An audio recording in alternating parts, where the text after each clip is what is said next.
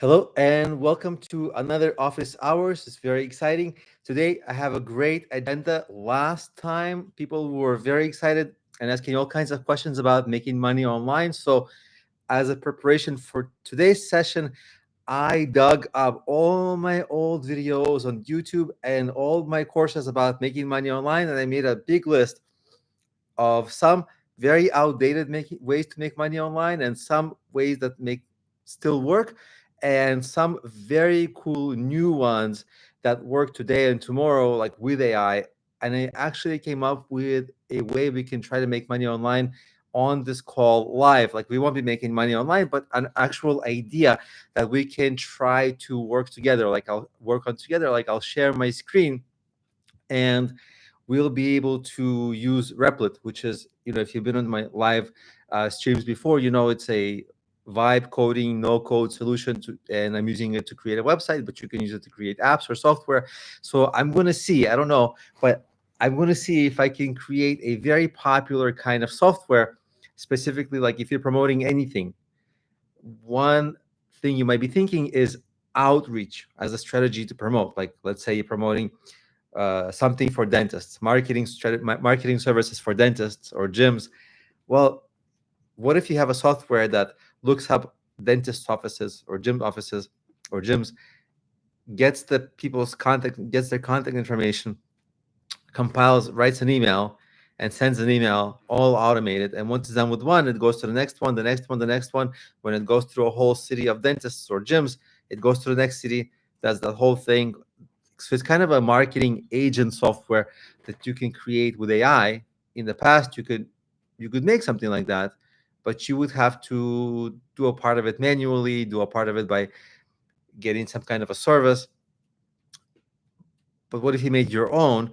And not only if you made your own, you could use it, but if you made your own, you could sell that because you can show, hey, I'm using the software, look at the great results. So you can do this today in one day with these kinds of AI tools that write code for you. And we'll try to do that later in this call. Of course, we'll also do a Q&A. If you have questions, please drop them in the chat. Actually, even if you don't have questions, say hello in the chat. Let me know where you're from, because the way YouTube works is I don't know who's on the call unless people let me know. So if you're just watching, I don't know who you are. The only way, I think it's a privacy a way for that YouTube uses to preserve people's privacy. But if you want to be active in the chat and Q&A, this is first and foremost. Uh, this call is first and foremost to help students or anybody working on any kind of entrepreneurship projects, anybody working on any creative work, especially students in my Udemy courses.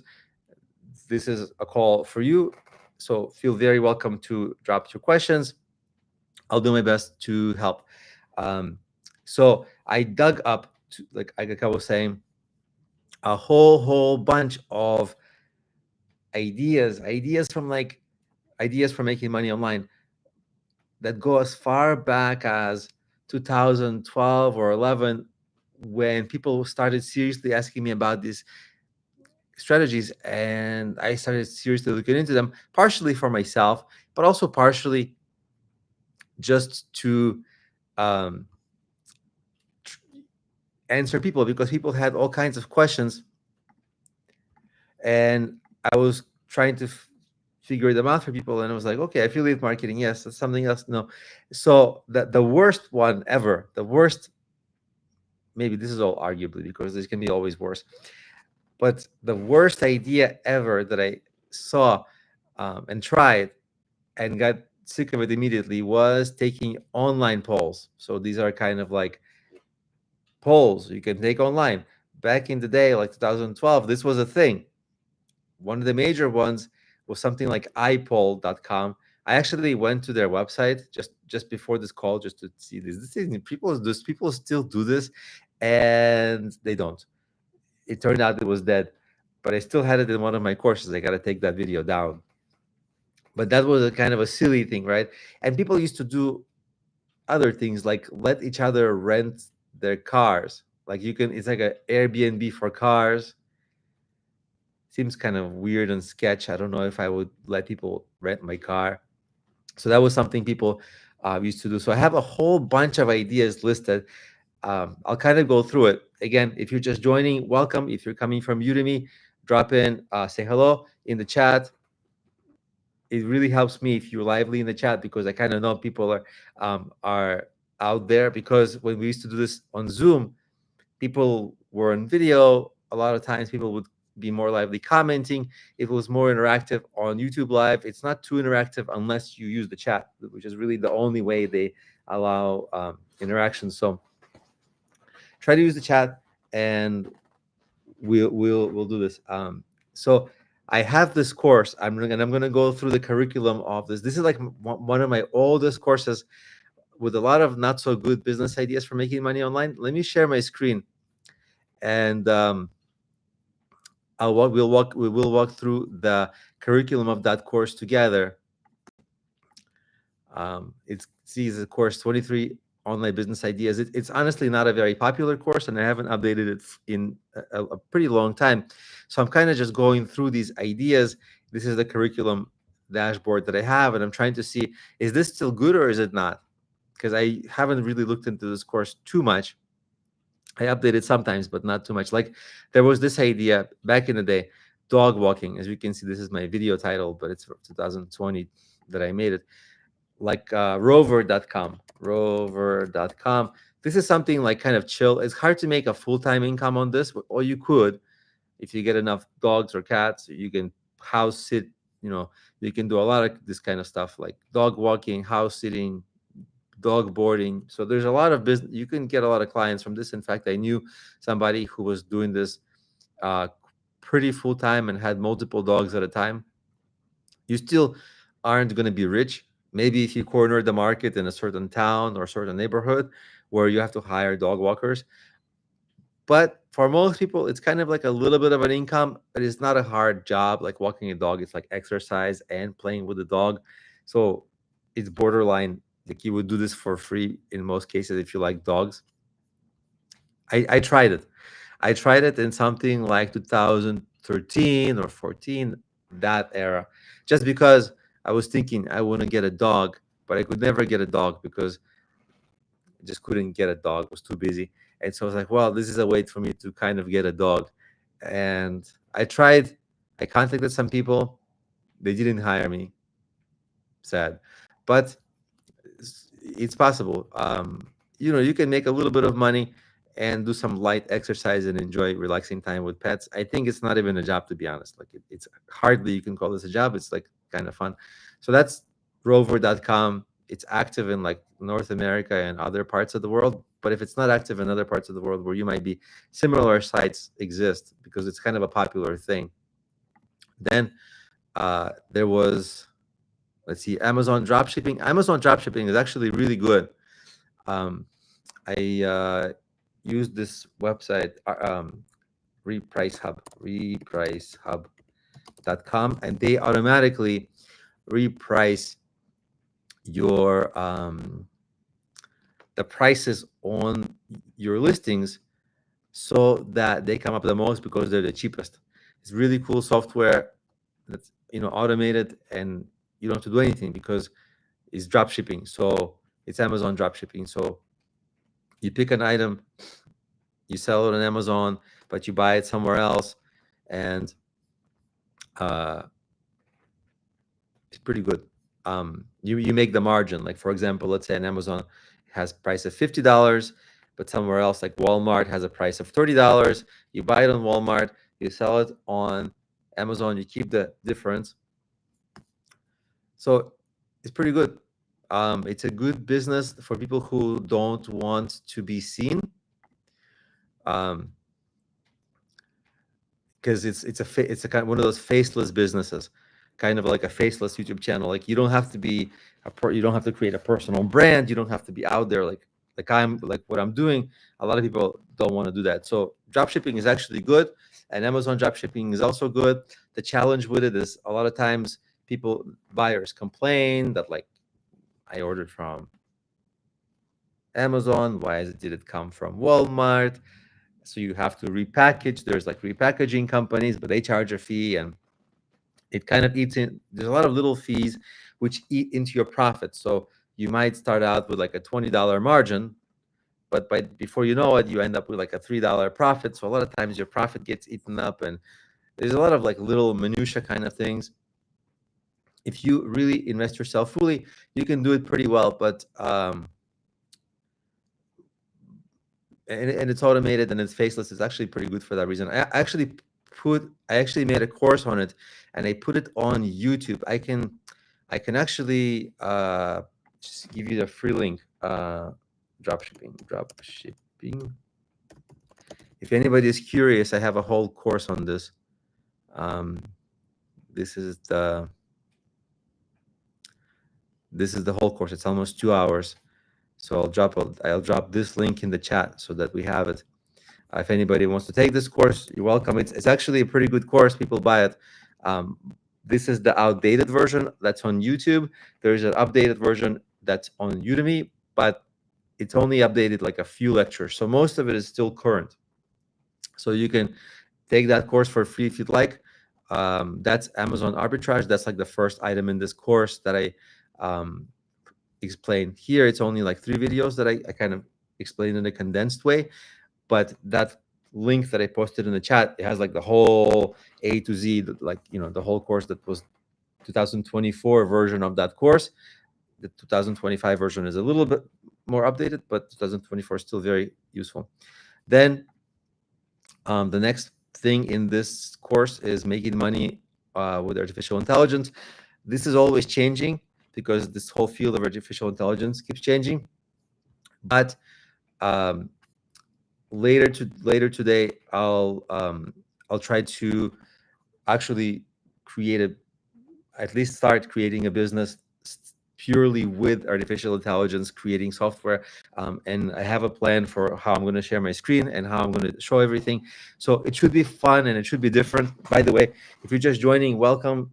And, like I always say, join the chat, say hello, tell me what course you're taking. If you have any questions, this is a great time to ask your questions. I can always interrupt what I'm presenting and get back to it, and I can always also answer your questions. So let's keep looking at the business ideas that are in that course. So I have like that course, another course, and then I have like my own list. So we have a bunch of business ideas we can look at. Some of them are kind of outdated and ridiculous, but some of them not bad. And some of them are like better than I have. We'll brainstorm them here. So the dog walking, actually, that I mentioned, this is pretty good. Personal concierge. This used to be popular. I don't know how like popular it is now. Like Fancy Hands. I don't know if anybody fancyhands.com. I don't know. This is all like throwback for me, but yeah, Fancy Hands, still good. It's kind of like Fiverr freelancing or Upwork freelancing, but in person. So like if you're moving or you need a virtual assistant, this is a place where you get virtual assistants. It's pretty good. Let's see, plans and pricing. I haven't checked it. So they kind of like switched to a subscription model. Interesting. This is good if you want some repetitive work done, which today you would just use AI. But in person, if it's like in-person kind of work that can't really be done by AI yet, then this is actually pretty good. If you want to do kind of like little jobs like help moving, maybe help with an office one day. I don't even know what kind of jobs. I think they're like, see, these are submit requests.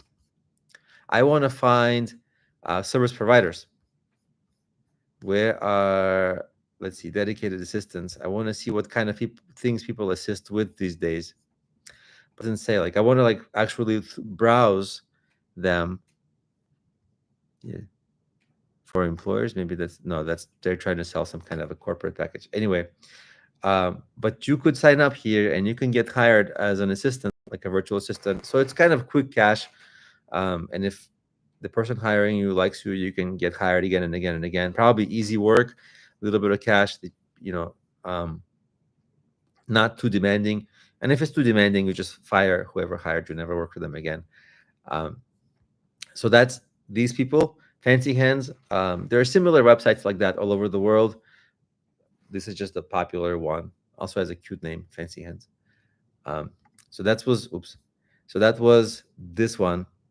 Then there was the concierge services.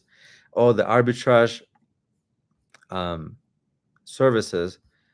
Um, so basically, Fiverr, like Fiverr freelancing, but instead of freelancing yourself, you would maybe get hired to create a website for, let's say, $100, but you would hire somebody else to create a website for $50, and you just keep the difference.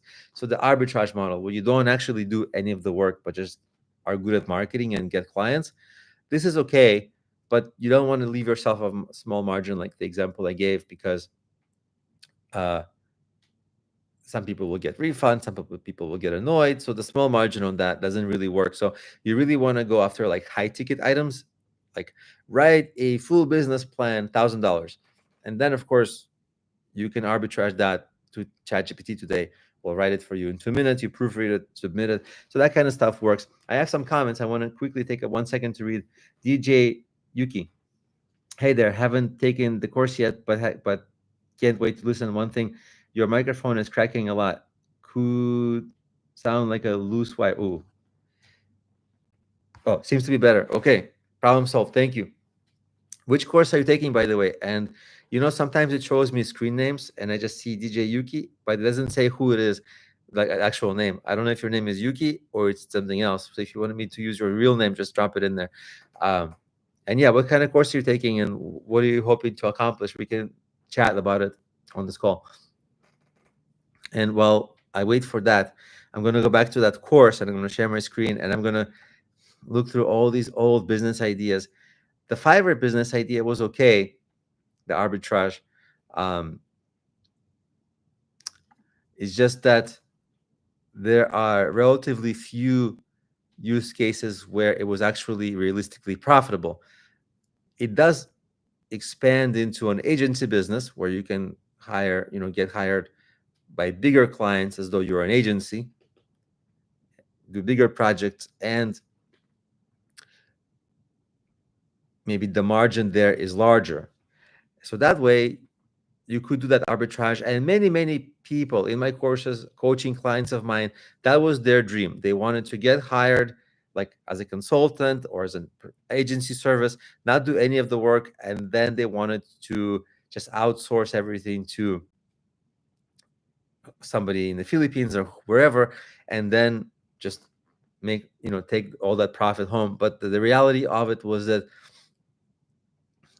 the quality of the work typically wasn't all that great, and so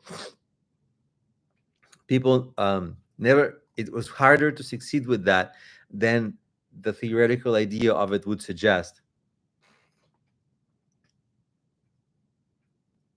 Oh, and I see your comments, Yuki. Okay, cool. Which course? Oh yeah, how to grow a business. um, cool. If you're not in that course and you're trying to get a course, if you haven't bought a course yet, on this call I can send you a discount code if you'd like. But if you've already enrolled in a course, then you don't need that. So yeah, the arbitrage was cool. Back in the day, also, people used to do arbitrage with products, not services. So like a lot of people I know would go to like 99-cent thrift stores, and they would get very cheap items that are kind of cool, and then go on eBay or Amazon or Etsy and sell them and do arbitrage that way. Or even like Facebook, um what's that Facebook where you sell in person? I forget the name of it.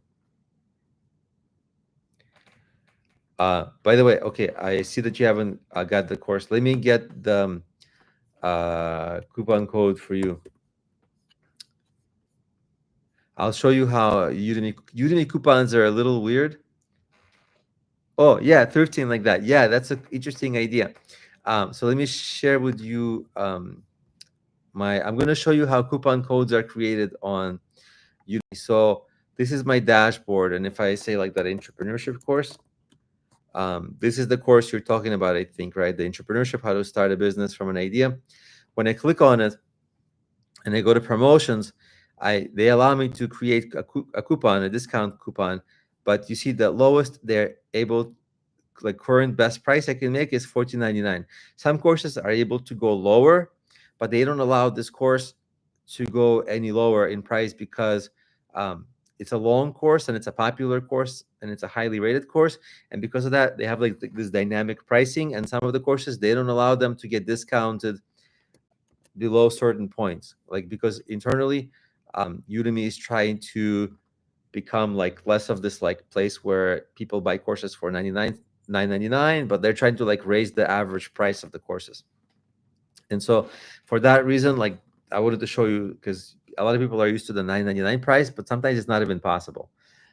Like in this course, like even though I am the creator, like I should be able to make any price. Like fine, they don't allow any price below 9.99, but like I should at least make it 9.99, but they don't even allow me to do that. But if you want any other of my courses, feel welcome to let me know. I'm happy to send whatever as discounted as I can make it. I'm happy to send that. Okay, so let's keep going to look at other business ideas from way back, way in the time machine. Oh yeah, there was also like giving out micro loans and making money on the loans. Like I forget even the name of the. I'm gonna open that prosper.com, and prosper.com I believe is still pretty good. It's still alive, and you can loan out money at pretty good rates, like 7%, 8%. Some people default, of course, but yeah, it's Prosper. I'll drop the link, prosper.com, where you can give out loans, like micro loans. Let's say you have $1,000 sitting in the bank. Well, if it's sitting in the bank, you're going to make 4% in a CD, which trails inflation, which real inflation is like about 5%. But what if you are able to take this money and loan it out, let's say at 7% or 8%? That's good. What you can, the best way to make money, according to experts, is to put money into S&P 500 because it's, average over many years, it's like 11% return. So it outruns inflation. It will grow your money. But on Prosper, what you can do is lend money for a higher rate than 11%, which is actually kind of cool. Now it's risky because people might default and there's all kinds of issues like that. But it's certainly possible to outperform the S&P 500 on that site, which is not a bad one. Oh, thank you actually for getting the course. And by the way, as you go through the course, if you have any questions, definitely send me private messages on Udemy with any questions, and I'll be happy to help. So that's the yeah. So, and by the way, if you're Yuki, if you're trying to start some kind of a business, or if you're working on, feel welcome to like let me know what you're working on so we can actually talk about it, because that's one of the benefits of having a live thing like this, is that you can actually ask like questions, because inside a course you have to watch kind of like a pre-scheduled, pre-programmed curriculum that I can, that I decided is good. But here you can ask any questions. So if there's anything specific you're wondering or not sure about, or some challenges that you have, this is exactly, the most perfect scenario for this. So those are like, and while I wait for questions, those things that I went through are kind of like business ideas. They were kind of cool way back when. Some of them are still cool, but a lot of them, like, taking surveys, way outdated. And a lot of them have like really gotten surpassed by more, like just more trendy ideas of today. Like today, there's like so many things going on, like cryptocurrency, artificial intelligence, that there's just more noise and more options for people. And so some things are like falling out of favor. One thing that isn't falling out of favor is affiliate marketing.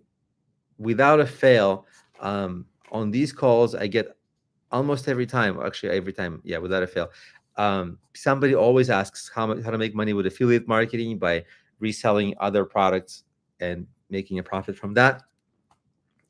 Um, the long and the short answer is that you first need traffic, because once you have traffic, you can sell just about anything to that, well, whatever they want. But like for every traffic, there's something to sell. So selling isn't the hard part. The hard part is to get the traffic first, which is really the thing that stumps a lot of people when they think about affiliate marketing, because online, like on YouTube, there's a lot of people promoting affiliate marketing and saying it's super easy, just get into it, make a landing page, send people there through ads, and people are going to buy, and that's it. But the reality isn't really that. The reality is that um, people don't buy so easily online. And so a lot of people get kind of stuck, like, hey, I got the strategy, nobody's buying, what to do? So you really have to build up an audience, some kind of an audience, either on YouTube, on a blog, on other social media, anywhere. But once you have an audience, you can promote things to them. But if you don't have an audience, it becomes really tricky. Um, so that's uh, that's affiliate marketing. I use it, but it's only profitable when you have like a really engaged audience that buys. Otherwise, just no. If there's no audience and no traffic, nobody's going to buy. So that's affiliate marketing. Um, I can actually, because this course is not one of my best. That like how to make money online. It's a little like some of the ideas they're still good, but kind of dated. Um, I'm just scrolling through like creating a blog, and yeah, everybody knows that. There's another strategy, creating low content books, which is kind of a popular strategy. A lot of people don't know what it is. It's kind of like, imagine if you wrote a calendar or a journal, not wrote, but created, right? Well, you don't have to write anything inside those books, because people are the ones, the buyers are the ones who write in those books. So it's almost no work. All you have to do is just design the template, and every page is the same. And so there you go. You created a calendar, and so overnight you can have a book to sell on Amazon. So it was kind of a popular strategy. The problem was that there's only a few kinds of calendars and a few kinds of journals that you can make, but this space got saturated really quickly. So if you have some niche industry where some calendar is needed for that niche industry, or some low content book like a calendar for some niche specific use, that would be a great option, because you can easily design that, especially now with AI, and submit it to Amazon. And suddenly, over just like within 12 hours or 6 hours, you can have a book on Amazon, just because you don't have to write anything. It's a low content book, like a journal template or anything. Like there's like a small number of options that people create. So that's actually kind of a cool strategy. Again, these usually sell on Amazon for like $10 to $15 to $20, meaning that Amazon will take 30%. The printing of such an item will take maybe $4. And so the profit is maybe a few dollars to $10, depending on the price you sell at, which means you have to sell a lot of them to really make money. And if you're doing a niche product, it's hard to sell a lot of them. So you can make some money with these, and maybe over time, your calendar can become one of the popular ones. But it's not a bad strategy at all. But there are just better ones now, because a lot of times the way you choose your strategy is, what's the potential return? If my potential return is a little bit mediocre, like if the low content books idea works, okay, it works. But in 1 year or in 5 years, maybe I'll be making like $1,000, $2,000. Okay, that's a lot of work and a lot of time for not a tremendous amount of revenue. So it's like, yeah, as the first business, it's good to get your feet wet in online business ideas. It's great, but surely there are like way, way, way better opportunities out there that you can make 10,000 a month, 20,000 a month, $1 million ideas.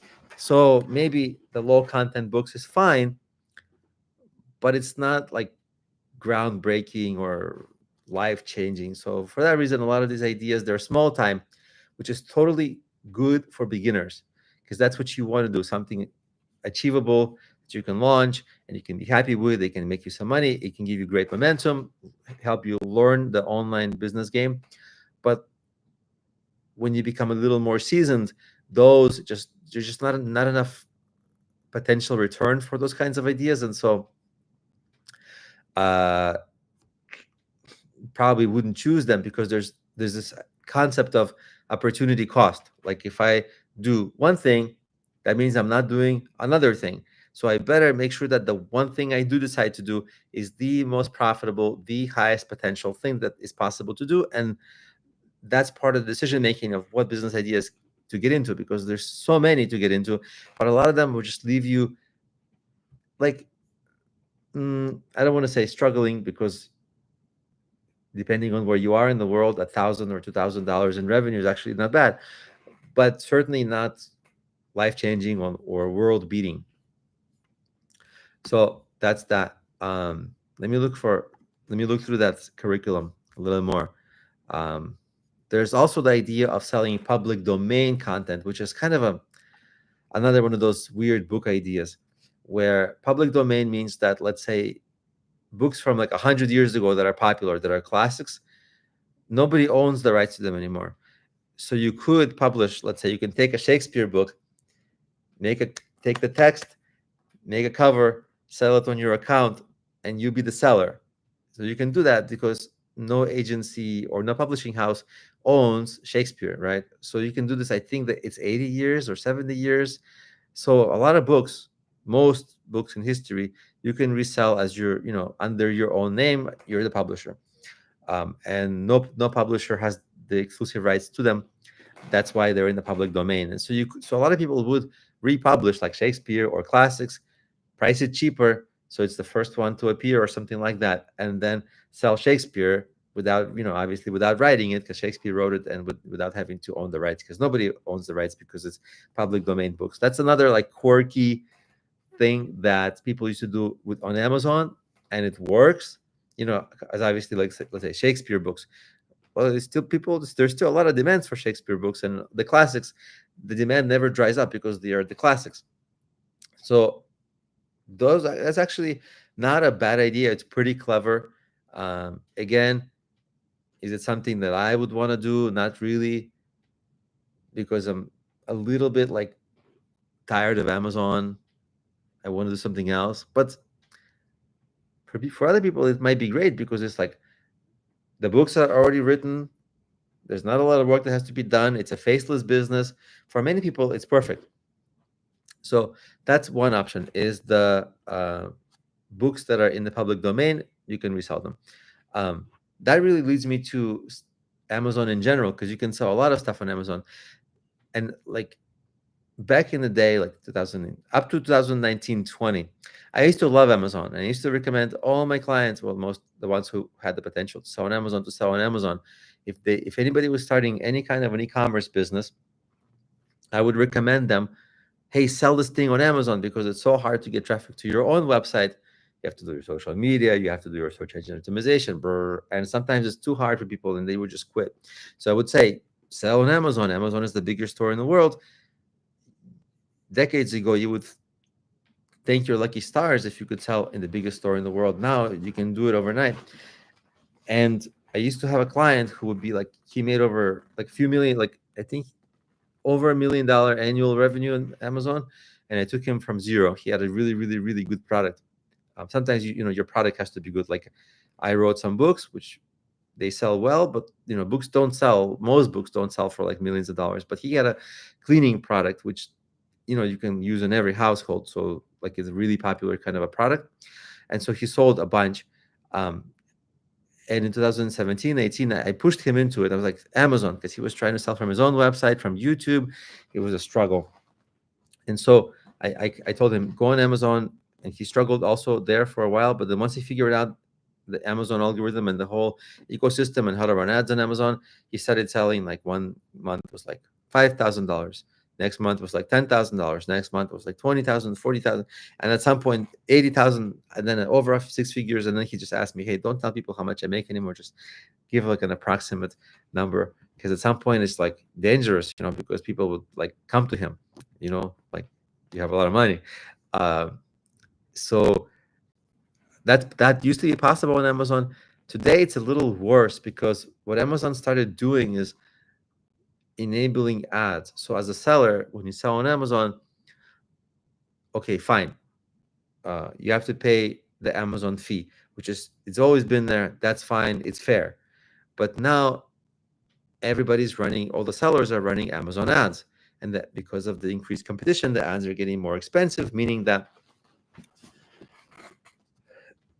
if the ads are getting more expensive, they keep on forcing you to bid higher and higher, which eats into your profit margin, which is already small, because let's say your product is like $15 or $20, Amazon takes a 30% fee. Then you have to actually have acquisition cost, whether if you make it or buy it, there's another fee for that. And then there's the fee that you have to spend money running ads on Amazon. And so by the end of it, you're not making any money on Amazon anymore. So because they created this kind of ecosystem, it's good for Amazon because the sellers are giving them commission, but also running ads, Amazon is making more money, but the sellers are making less money. And so if you have like a pure product, like a just a standalone e-commerce product, like a widget, a book, it's harder now. So personally, me, from 2014, 15, I wrote a lot of books that I sold on Amazon, still sell successfully, a couple of them, even a couple that are used in universities. One that's like popular, used in universities, a business planning book. But today I wouldn't go on Amazon because they squeeze the sellers so hard with the difficult margins that I actually steer my clients and like my coaching clients away, not entirely away from Amazon, because it's still the biggest store in the world, but now with a lot more caution. It's way more competitive. You have to run Amazon ads as well, so your margin is smaller and smaller. So there's all these like worse and worse things, which really is a trend that it's always like this in any market. Like at first there's like a big wave up, things are great, everybody's making money, like rising tide kind of lifts all boats. Even if you're not a good seller on Amazon, you could still make money. But as competition increases and more people get on it and more people figure out how to game the system and the algorithm, and it's more competitive, and then the platform starts being less profitable, so they have to find more ways to make money from the sellers, and so the sellers make less money. So it doesn't make sense to have a full-time business on Amazon anymore because it doesn't make them enough money. So Amazon gets stuck with worse sellers, and it's kind of like it creates this negative cycle. And it's the maturity of most platforms, um, which really brings me to newer topics and kind of away from Amazon, because Amazon, like, yeah, it was great in 2015, still really, really great, obviously, for many big people, but for new sellers, it's tough. But for new entrepreneurs and new, like, especially online entrepreneurs, I always suggest to look for ideas of tomorrow, because ideas of yesterday, like Amazon is an idea of yesterday. It's an idea of yesterday for sure. It's an idea of today also. But tomorrow, there are more exciting and greener pastures that are just coming around. Like imagine if you made yourself a super expert in AI back in 2022. Today, after 3 years with AI now, you would know all the different like AI tools, the strengths of them, the weaknesses. You would know how to make images, websites, music with AI. You can do marketing with AI. So you can get hired by business owners who are just getting up and running with AI, don't want to spend time learning, too lazy to learn, want to outsource. And you can literally run their business with AI. You can do the job of 10 people with AI by maybe you by yourself, or hiring and training one person, but doing all their jobs, all their content creation, all their marketing, all their administrative things, whatever else, image creation, video creation, AI, right? Just by using tools. So you would do the jobs of like 5 to 10 people, and business owners would hire you for that. It would be very profitable, and you just need to get more and more such clients. Then you hire staff. Everything's amazing. If you became an expert with AI, which by the way is still a wide open field, if you can do what I explained, you can still do really well with AI because people need it. And a lot of business owners and people, like regular people, they know AI, they've maybe used it once or twice, but it's not part of their regular work.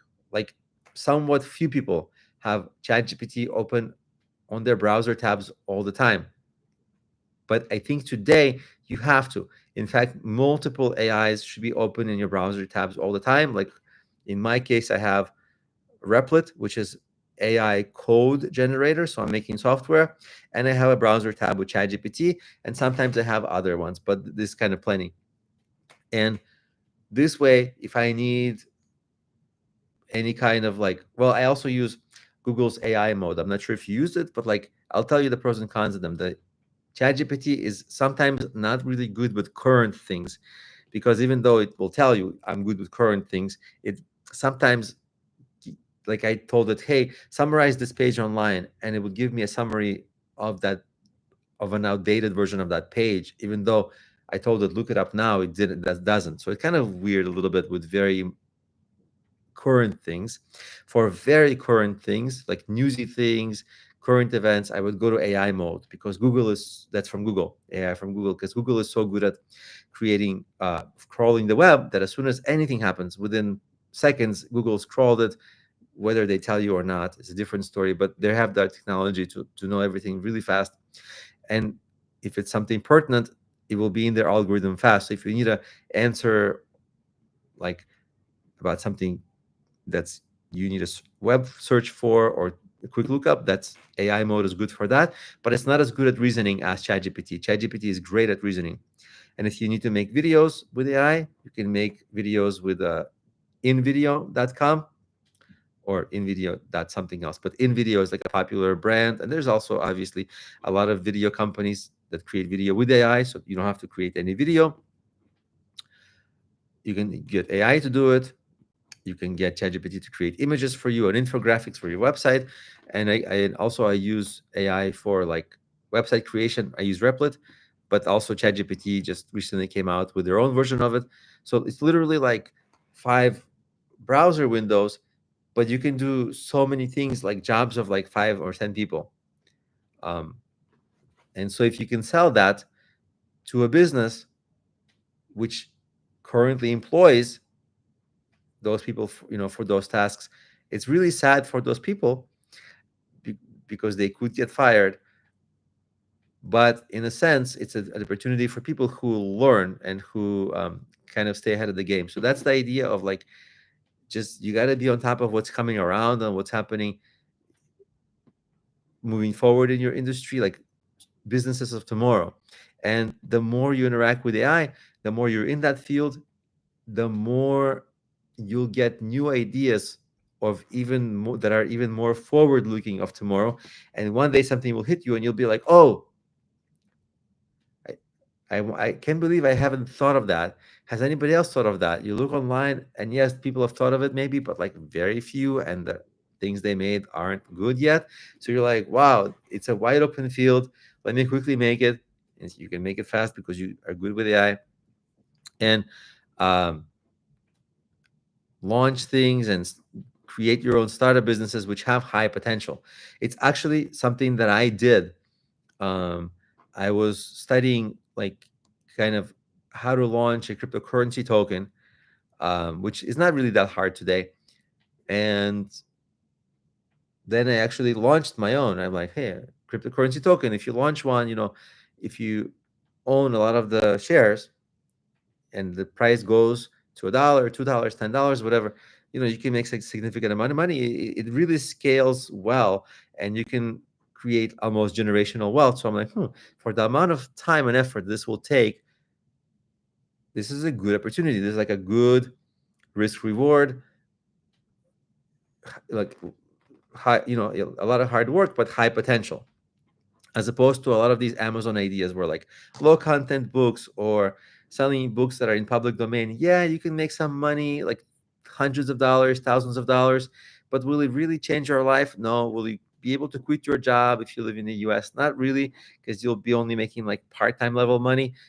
So the idea of looking at opportunities that have like really high potential is one of the really smart things to do when you're business planning, because if you find one of those businesses that have high potential, they're exciting because you like really see the light at the end of the tunnel. You think to yourself, oh, well, you do the math, and books, like, you do the math, and the math is sad. If you sell books, like, okay, it's a plus. Let's say you make $7 profit per book sold, $7 plus $7 you have to make a lot of sales, right? You make 100 sales, which is hard to do. Okay, 100 sales, $7, it's $700. It's not even $1,000. Okay, 1,000 sales, which is so hard to do per month with books. And you're like, okay, $7,000. It's really, really good, really, really good. But it's, in the United States today, it's like a middle class income, which, yeah, you'll take that if you want to quit your job. But then for the amount of work to sell 1,000 books per day, per month, sorry.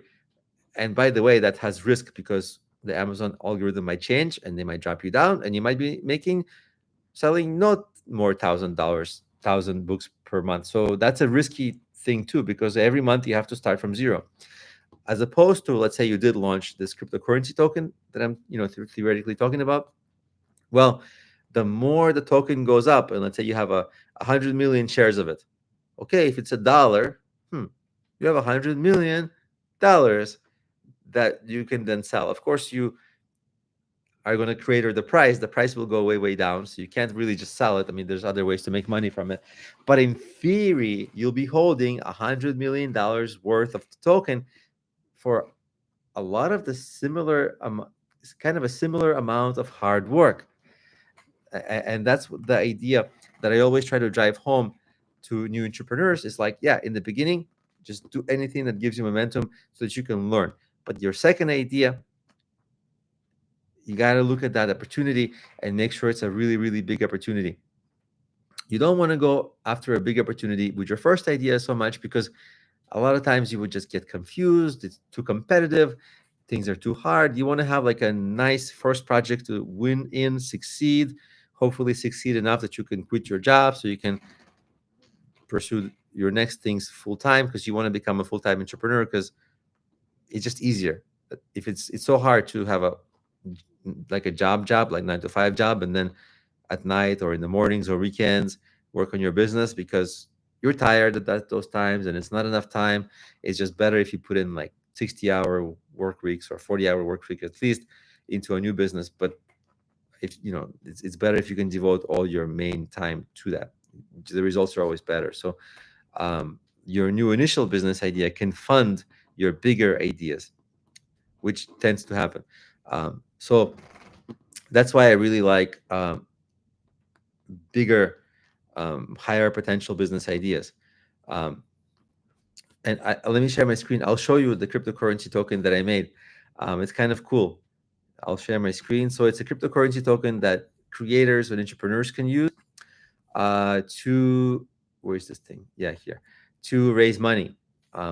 So people can post their projects. I don't know why this image is not loading. Let me refresh this. Kind of slow. Oh, that's because this is a test page. Let me go SPRK, Spark token. Spark as in like spark your creative projects, and you can you can post your projects, and if you view projects, for example, you can collect tips with cryptocurrency. Right on this page, you can have this cryptocurrency address that you can make, and there's tutorials for that. You can collect tips. By the way, if anybody wants to tip me, don't do it through YouTube or anything like that. You can actually tip me through cryptocurrency. That would be super fun. Let me drop a tutorial for how to do it. I published like a really, really, really comprehensive, super easy to follow tutorial on how to tip. So I'll post it in the chat. Here is how to tip me in cryptocurrency. It's a long tutorial, but it's like a very comprehensive one. So on this page, you can kind of create, you can post a project or just a page to tip. So if you have already fans, audience, clients, and you don't ask for tips, that's an opportunity lost, right? So whatever business you have, ask for tips. Sometimes you'll get them. Okay, that's an extra revenue. It might be only a 1% addition. It might be a 5% addition. Obviously, if you're uh, a waiter, it's a bigger addition or something, right? So different industries give bigger tips, but you don't have to just raise tips. You can also fundraise for projects like your business that you might be starting or things like that. All you do is go to projects, post your project. It will give you a bunch of tutorial steps how to do it, how to create your public token address. You will then click next, fill out the information about your project, and then you can have a page like this, view projects that you can share on social media and to your friends and family. And this is a person who's raising money here. I don't know them. They just posted. But then you can share this page. This is the URL, or actually, well, this also is the URL. And then, of course, your cryptocurrency address is here. People can donate right to you. So this has no fees. If you fundraise through something like Kickstarter or Patreon, those websites usually have fees between 5 and 12%, which is horrible. Oh, Dante, hey, how are you? I see you in the chat. Welcome back. Thanks for attending a bunch of these. I appreciate that you keep coming back. So yeah, I was just showing the progress I was making with my cryptocurrency token. And the cool thing about the token, if I share my screen, I can show you how it's trading. It's very new. Let me find the trading window. Here it is. So you see, like if I refresh, it's probably not going to move. But you see, it started here, and then I had a big investor. This one big green candle. That's one big investor, and then this was kind of bought sellers. Like when you launch, it's not showing on this, but you see, if I look at the history of this, in the beginning when I launched, it was like all green. See, it was in the first like few minutes, it was like bought. It wasn't humans, and then for the same amounts they bought, and then they sold. But then I had like kind of two people who are real investors. This person for $500, and this person for $127. These are like humans, and you can see the $500 candle. That's the price. See, right now the price is 0.001 of a cent of a dollar, so it's a tenth of a penny. And then whenever people buy, it kind of goes up. So putting money into, putting an effort into this is kind of cool, because with every buyer, like it grows the price of it. And right now it's like super early. So by the way, if you do tip me, leave a little bit for yourself, just in case this thing ends up going up, because at a tenth of a penny, it's a pretty good opportunity. Oh, Topher is here. Hey, Topher, welcome. Topher is a reader of my business planning book, and I invited, by the way, I don't know if I pronounced your name correctly, so please let me know if I did or didn't. But we can chat about your business idea here. If you'd like, just please remind me what it is. This is kind of a public forum, so I hope you're not protective or private about it, because it's YouTube. What I could do, if you want to be private about it, is I can go back to my emails and read your question and kind of answer it without giving away the idea, but it would be a little bit boring without context for the rest of the audience. So let me know in the chat if you're a little bit secretive about your idea. I totally understand that a lot of people don't want to share their ideas, but if you're fine publicly talking about it, we can all talk about it, and other people on this call can also chime in. And yeah, I see your comment. Yeah, give me a topic. And that's the idea of this live call, is that I do have an agenda of things that I want to discuss that I pre-planned. But if people give me things to talk about, we can always zig and zag and be a little bit more dynamic this way. So let me read it. I'm interested in using AI to help with SEO and blog content generation. Okay, cool. Are you familiar with LLM SEO? This thing, LLM SEO. It's kind of like the latest in AI SEO. It's a super popular thing today. Like a year ago, nobody was talking about it, but now like everybody in SEO is talking about it. I'm just trying to get your background in it so that I know if should discuss it or not, or how far back I should go with it. But basically, you can get a lot of content created for you by AI. It's not a problem. Um, but now there's just so many options that, oh, okay. If you don't have a background with AI, we can sort of go from the very beginning. All right. So let's go from the very beginning. How to create content with AI, and what content to create, and how to do it. So if you were to do this in, let's say, 2022, the big idea was to go to, let's say, ChatGPT. We can go there now. Let me see what's in my. So let me go. Let me share my screen. So if you don't have a lot of background in AI, I'll share my screen and I'll show you. Share screen, and we'll look at my screen and we'll do it together. So this is my ChatGPT open. I recommend signing. If you're not using ChatGPT on a regular basis, I recommend signing up. I have the paid account. You can use the free account. Their free account is still very, very, very good, and you can ask it anything. So if you're, need ideas or want a brainstorming partner or need an answer or a complicated calculation, like I always have like a browser tab with ChatGPT open. And so in your case, if you're asking about how to create content with AI, you might ask it like, write a blog post about, XYZ, make it 500 plus words, um, and um, make it formal and professional in tone. And it will do that, right? All I will have to do is press enter. I don't want to press enter because, to be honest, it's actually kind of expensive on the back end for the creators of ChatGPT to make it, but it will literally write it for you. It will just literally do this, exactly what you asked it. If you asked for 1,000 words, it will do that. See? So it's pretty basic.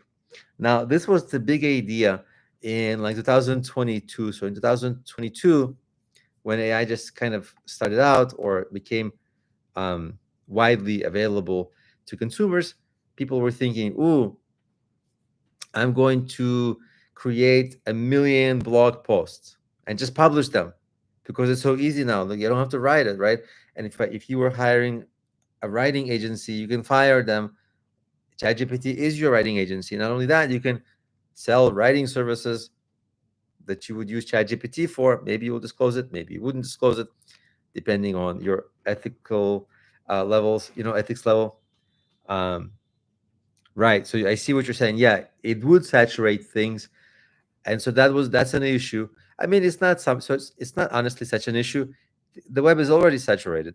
Um, so this is just a way to maybe make things better.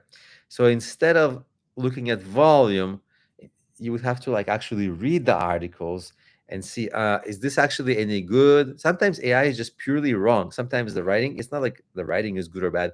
Sometimes it's just purely incorrect about things because it's not always current about things. If you ask it about complex things that are like off today, um, it won't be that great at being accurate. It will BS you, like it will give you an answer, and if you're not knowledgeable about that space, you'll be like, okay, that's the answer. But if you're knowledgeable about that space, you'll be like, that's actually not the right. This is common with ChatGPT, especially things that are current. If you ask it to reason, it will be very accurate and good usually, but for current stuff, it's not very good. Anyway, so, but that was the big idea. People wanted to be like a lot of content. Okay, so this was like 2022. And this was fine. Like for, by and large, people create a lot of content, and if they edited it intelligently without being lazy and actually did their due diligence and for publishing, um, it worked. It was fine. Like was good. Now, I also discovered a super cool tool. I'll post the link here. I use it. I tried to get them to sponsor me because I used it and liked it, but they said no. So I'm not a paid promoter. I wish I was. It's on-page.ai. They're very expensive, but they have a cheap version. Like cheap is like 100 something dollars, but it's really good. Let me quickly read the comment that you wrote, and then I'll resume explaining what that tool does. I use that tool. Actually, I paid out of pocket. Sometimes because like I have almost a million students, I'm like a cheap guy, and I'm like, hey, software company, how about some promotion to my students? In exchange, give me free access to your tool. So I did that with them, and they were like, no. And I was like, what? How you don't want promotion to so many people? Because usually companies are like, yes, yes, yes, yes, yes, please. Let me quickly read your comment. If you want to write a blog on a specific content or technical things, is there a way to make the output better? Yeah, the way to make the output better is you have to know the subject matter. Because if you know the subject matter, you can read the content and see, is it good? If it's not good, you challenge ChatGPT on it, say, hey, like make it better. Additionally, you would know what topics to cover. And additionally, you will be able to tell, like, if I was a reader of this, would I be happy? This kind of thing. You always want to get into things where you have some expertise. You could get into things where you have no expertise, but by and large, people are surprised usually by how much content and things that they make that they really know is more profitable for them long term than things that they kind of plow into, get into, but aren't really knowledgeable or have experience or expertise. Just get into things that you're passionate about, are really curious, are willing to become an expert. That wasn't a part of your question. I'm not sure if you're asking because maybe you are an expert, but if you are an expert, it's good because you can test ChatGPT. If you're not an expert, you really should be prepared to try becoming an expert, at least largely, so that like to 70 or 80% of the knowledge that you need, at least to tell, is ChatGPT giving me the right answers and creating good content? Because if you cannot tell that, I bet you some of the content it will make for you will not be good. It's just how it is, because even though it's not a bug, it will be good, but it won't be as you conceptualized it when you asked for it, because it's good, it's smart, but it's not a mind reader very much, even with correct prompting. And the more complex the tasks you give it, the more it won't be able to mind read. Smart, not a mind reader. And I can show, like, that website that I showed earlier. I don't know if you were on the call while I was showing that sparktoken.com website, but that website, I used it, I made it 100% with AI. Um, and I had to make thousands of little edits by telling, it's not by coding, it's by telling AI, hey, do this, don't do this, change this text, change that text, oh, this page should go here. So it made a website, but not the way that I thought would be best for the users of the website. And so I had to, like, tell it to change everything. And that was time consuming. So you still have to be on top of things. You can't fully be on cruise control. Um, so anyway, so that's that segue. Hopefully that answers that question. But what I really liked about that tool, the on-page.ai, is an SEO tool that I use. If you're joining new, just joining the call, I don't get paid by that tool. I wish I was. I contacted them, but they said they didn't want to sponsor me. So I'm just a user. So that tool, you can use it to write really good SEO content, like better than ChatGPT, like long form content, super researched. It's better. It's made specifically for this, like for SEO. And what I use it even more for, it has the super cool feature. It can take an existing page that was written by hand or a different AI, and it can tell you what content and keywords to add to make it rank higher. So, like, you will say, you're not repeating this phrase enough, or it doesn't have context about this or that. And it doesn't look for, like, just keyword matches much, but it looks for, like, are you giving a broad enough context to the issue that you're covering? And then a lot of times it got my pages to rank really highly after that analysis. um, so that's actually my favorite part of that tool, is it gives you analysis and recommendations of what to change. And so I still use it when I want to really spend like a month or two focusing on SEO. I go and buy that tool for like a month or two. It's like $160, which is not horrible, but it's not like you want to pay this every month. And then I just do run through all my pages that I want to rank with that tool, and then I cancel my account, so that way I don't have to pay like an annual subscription. That site, I see your question, Dante. I'll tell you about that site. So I know the guy who made that site, and uh, now he's a good marketer. So I don't always, if you're like a good marketer, I don't always take things as gospel and truth when good marketers tell you everything about their product, because they're good marketers. Of course, they're going to tell you their stuff is great, but what he explained to me is that the reason it's so expensive is that they buy specifically Google API access. So their answers aren't some like random AI reasoning. Their answers actually come from Google, and they understand how Google views pages and content. And so that's why that tool is so good. It's made for um, specifically creating blog content and page content, and um, analyzing existing ones. And I used it with like really good success. Like I've had pages where like they were like really potentially lucrative and money making, but I was kind of like struggling, not really beating competitors, and and then I put that page, the main page I was trying to rank, into that tool, and that tool said, hey, mention a little bit more about this, mention a little bit more about this, add a section about this, get rid of this. I did those adjustments. And ever since then, which was now a couple of years ago, my page on this topic is always like in the top 3. Now, it could be that Google just got smarter and said, hey, rank this guy higher, but probably that's not the answer. Um, it's, I, I can't prove it, but the correlation of timing was so perfect. And so that's that tool.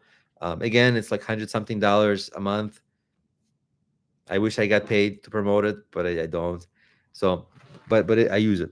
Now, if you fast forward to today, and this is something we talked about on a lot of previous calls, especially this year, this thing called LLM SEO is becoming very popular. Like if I ask ChatGPT or any AIs, hey, who is the best instructor in like entrepreneurship and personal development and whatever, I want ChatGPT to recommend me, because a lot of consumers are moving away from Google, because Google is good, but not nearly as good in some things as ChatGPT. Because in ChatGPT, you can have a conversation like with an intelligent person, not just typing keywords and 3-word phrases and hoping for the best and browsing the blue links. And even the Google AI mode, that Google thing that uh, they launched recently, is not as good at reasoning. It's okay, but it's not as good. Yet, at least. And so people are just literally no longer, for many queries, going to Google like they were for the last 20 years. Instead, they're going to ChatGPT. And so what you want is, when people ask those kinds of elaborate questions, who's a good doctor for this but not this, and it's kind of affordable but not affordable but not too, whatever, blah blah blah, takes this insurance, or who's like a world-renowned business coach, it will tell you. And what you really wanted to do is recommend you, maybe not globally, but like in your niche. Who's the best accountant in such and such city? Maybe you would love it if it was you. And so there's a whole field that evolved essentially in 2025. It was around earlier, but it was very nascent. But in 2025, it's getting a lot of like momentum, and that's the science kind of how do you get AI to recommend you. And so this is the latest in the evolution of like blogging and SEO. Okay, because imagine if AI recommends you. Here's what happens. Or if AI quotes something from your website that you wrote, like uses an actual quote because it sees you as an expert, then uh, all the people who tell AI, hey, write me an article about the best business coach or the best courses to buy in entrepreneurship, AI will write that for them. The ChatGPT will write that for them, but it will recommend you if you're the best one, if you did that LLM SEO. So suddenly you're going to be on all these thousands of blog posts who are getting written at scale getting mentions, and that has like really far-reaching benefits, not the least of which is actually getting traffic from them. So that's the SEO of today. It's kind of evolved. There's a lot of things going on in SEO. Um, the blue links of Google are kind of looks like it might be going away. You know, that traditional way you getting traffic from to your website, it could be going away, because if you notice today that AI, let me actually do this. Let me share my screen, and actually we'll do this live with everybody. Like, so share screen. So if I go to a Google and I say, like, see, who are the best business planning, let's say, instructors online, and you see it's giving like answers that are, you know, AI overview, and hopefully it will recommend me. Like, why am I not in one of these? I don't know. So this one is from Coursera. This is my competitor on um, Udemy. Show all. You better have me in there. Come on. Why am I not here? I'm kind of angry because my course is like, I think my business planning course is the best one on Udemy, but it showed this particular person on Udemy. He's like kind of more popular overall. Let's see. And it really has bad results, because while this person is popular, this person is also on Udemy. They're not as nearly as popular and not as popular as me. So it's a little buggy. It's weird. Like, it skipped me. I don't know why, but you know, there's a lot of like science to this, and a lot of uh, technique, largely by getting publicity and notoriety. The more notoriety you kind of have online, the more it trusts, etc., etc. But what I was trying to show is that look how much is taken up by AI answers. So people, like, they would read it, maybe they would click on these links, but not these links. You see, not these traditional blue links. Like, if I click on all the business planning courses, like, mine should be one of the top ones, but this is not business planning. This is, I don't even know why it's not loading. But that was the idea. It just might be going away from the blue links. Let me go back on that, because this page is not, maybe it's loading. There is me, kind of hidden, but whatever. So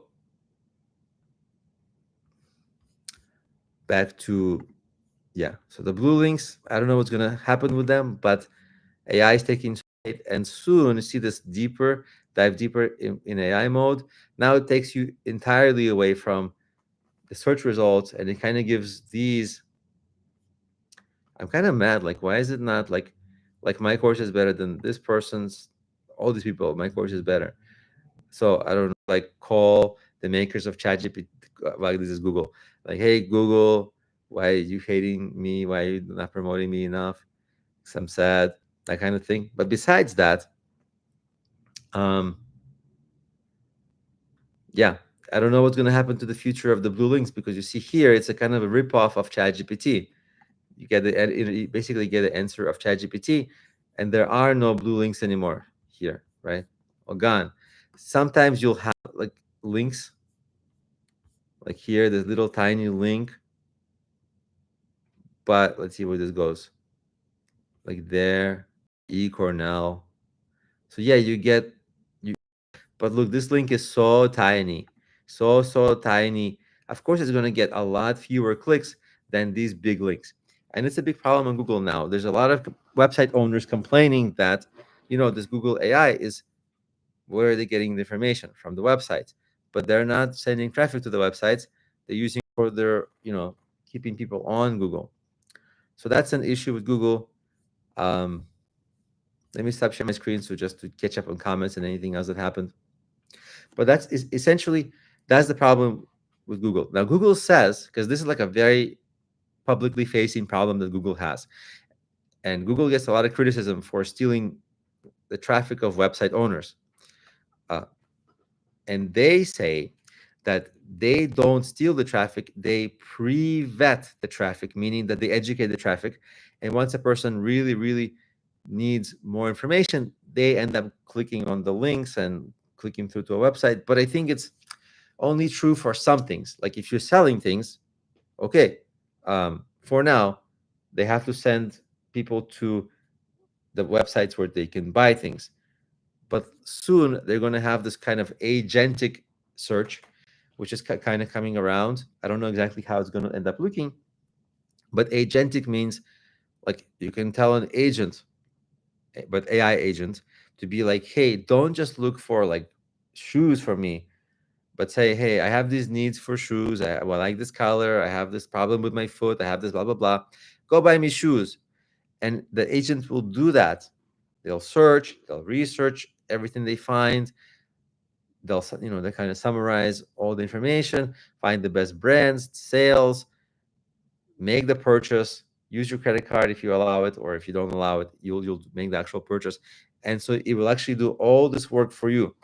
So it might send you that traffic a lot later, or it might not work nearly like it used to work with the blue links, because the blue links, it was a little bit more democratic. Like if you worked hard, you can rank higher. Here it's a lot tougher, because to work hard is a different meaning of what does it mean to work hard in this case. In this case, you have to get so much what Google calls EAT: expertise, authority, trust. And the biggest influencers have the EAT: expertise, authority, trust, um, that they kind of built up in Google over time. And because of that, uh, it's really hard to, for new people and new entrepreneurs to get promoted, and they don't get as much traffic. So that's the evolution of SEO and artificial intelligence. Does that help, Topher? I know it was like a super long answer, but you see, on email, when you and I were communicating in email, it was a lot harder to explain all this. And then Dante said, how did you learn this LLM SEO? I sold all my niche affiliate sites a year and a half ago. Well, I had to learn it, honestly, because I have this really popular SEO course on Udemy. It has like over 100,000 students. Um, and they started asking me. So a lot of times people just ask me, like, that's one of the things when I do coaching, or when I do like teaching, when something is coming around, a lot of people ask me about it quickly. They might not know a lot about it, but sometimes I'm like, I don't even know what that is, because like the first time somebody asked me about LLM SEO, I mean, embarrassingly, I didn't know what it was. I should have known, but okay, I didn't know. And then I was like, what is this thing, LLM SEO? Sounds like really boring, right? And then I was like, oh my God, this is so cool. And so that became my first priority. I'm like, I have to learn about this and research it.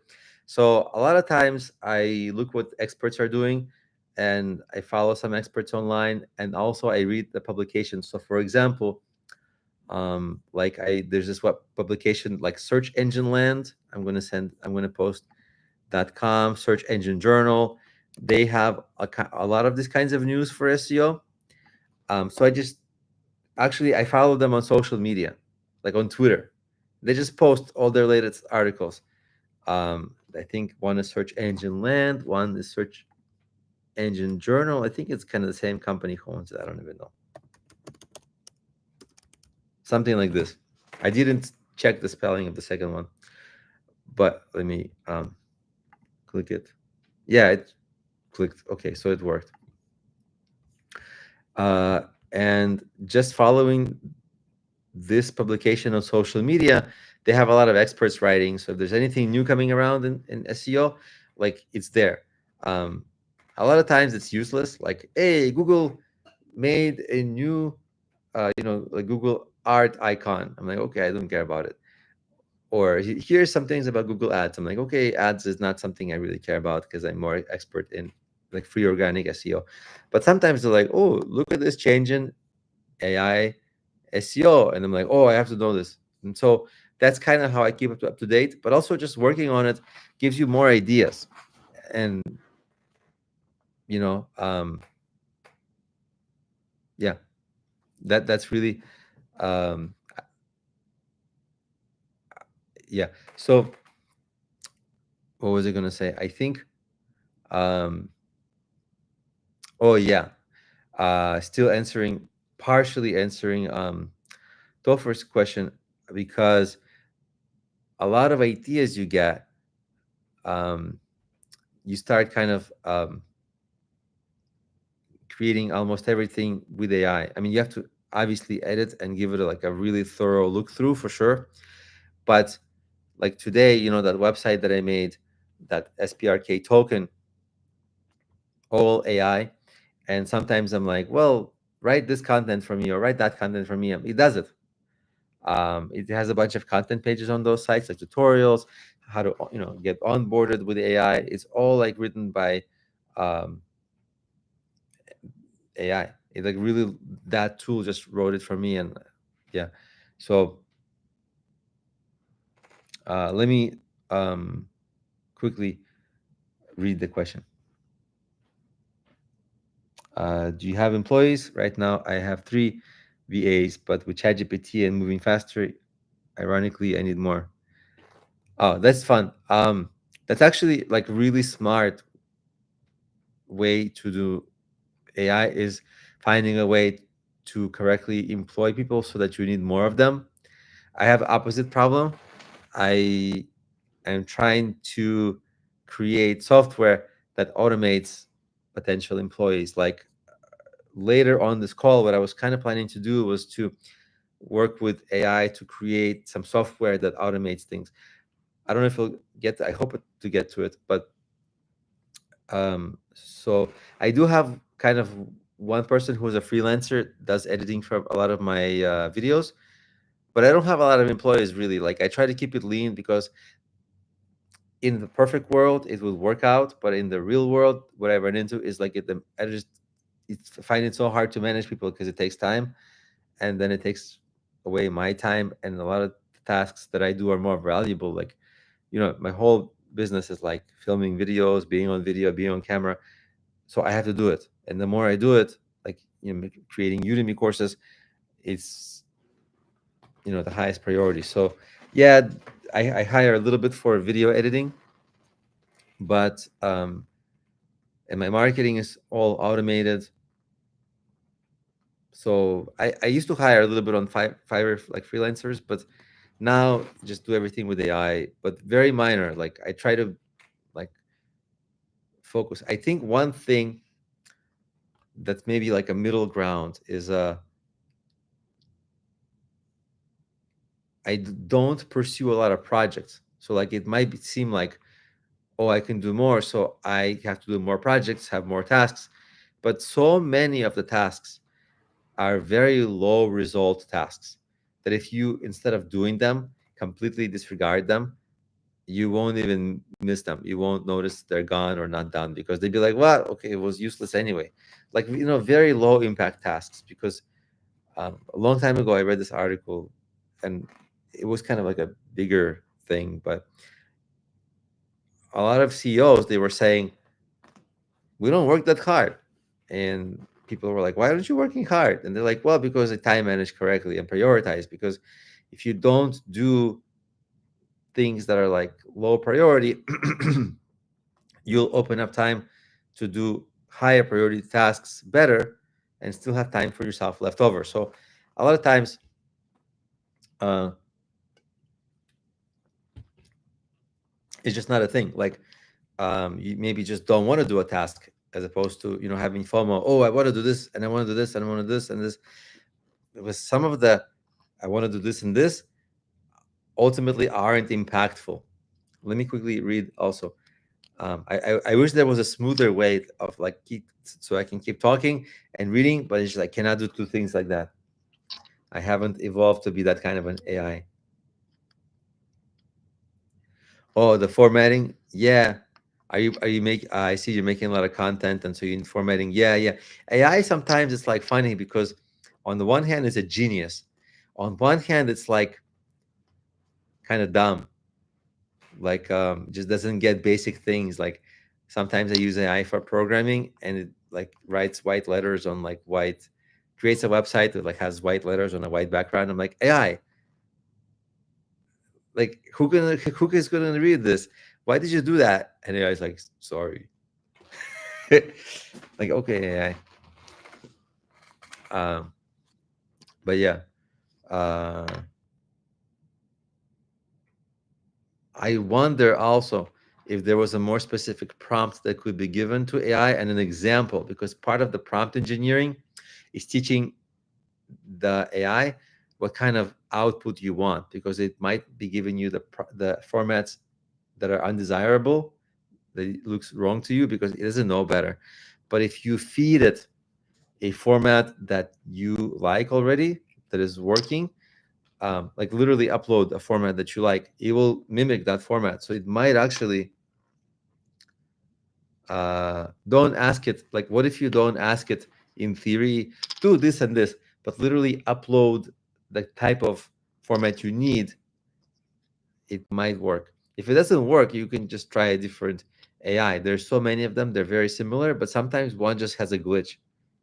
Like, I was trying to make an image today of me as a Bluey character, just for my kids.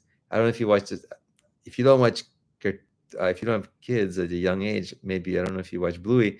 It's a strange question, but there's this cartoon Bluey, and it's kind of funny. So I was trying to impress my kids, and I was like, they were watching Bluey, and I was like, what if I make a picture? You know how like super realistic of me as a Bluey character, and AI was just glitching. Like it was like either just making a standard Bluey character with my clothes, or vice versa, like Bluey character clothes but my face, but it wasn't actually merging it. And no matter what I wrote, it was like not giving a good example. So it can be a waste of time. But I think sometimes if you just are able to feed it the format, it solves a lot. And people don't always like realize that they need to feed it the format that it needs to replicate, because it's like it's not a mind reader.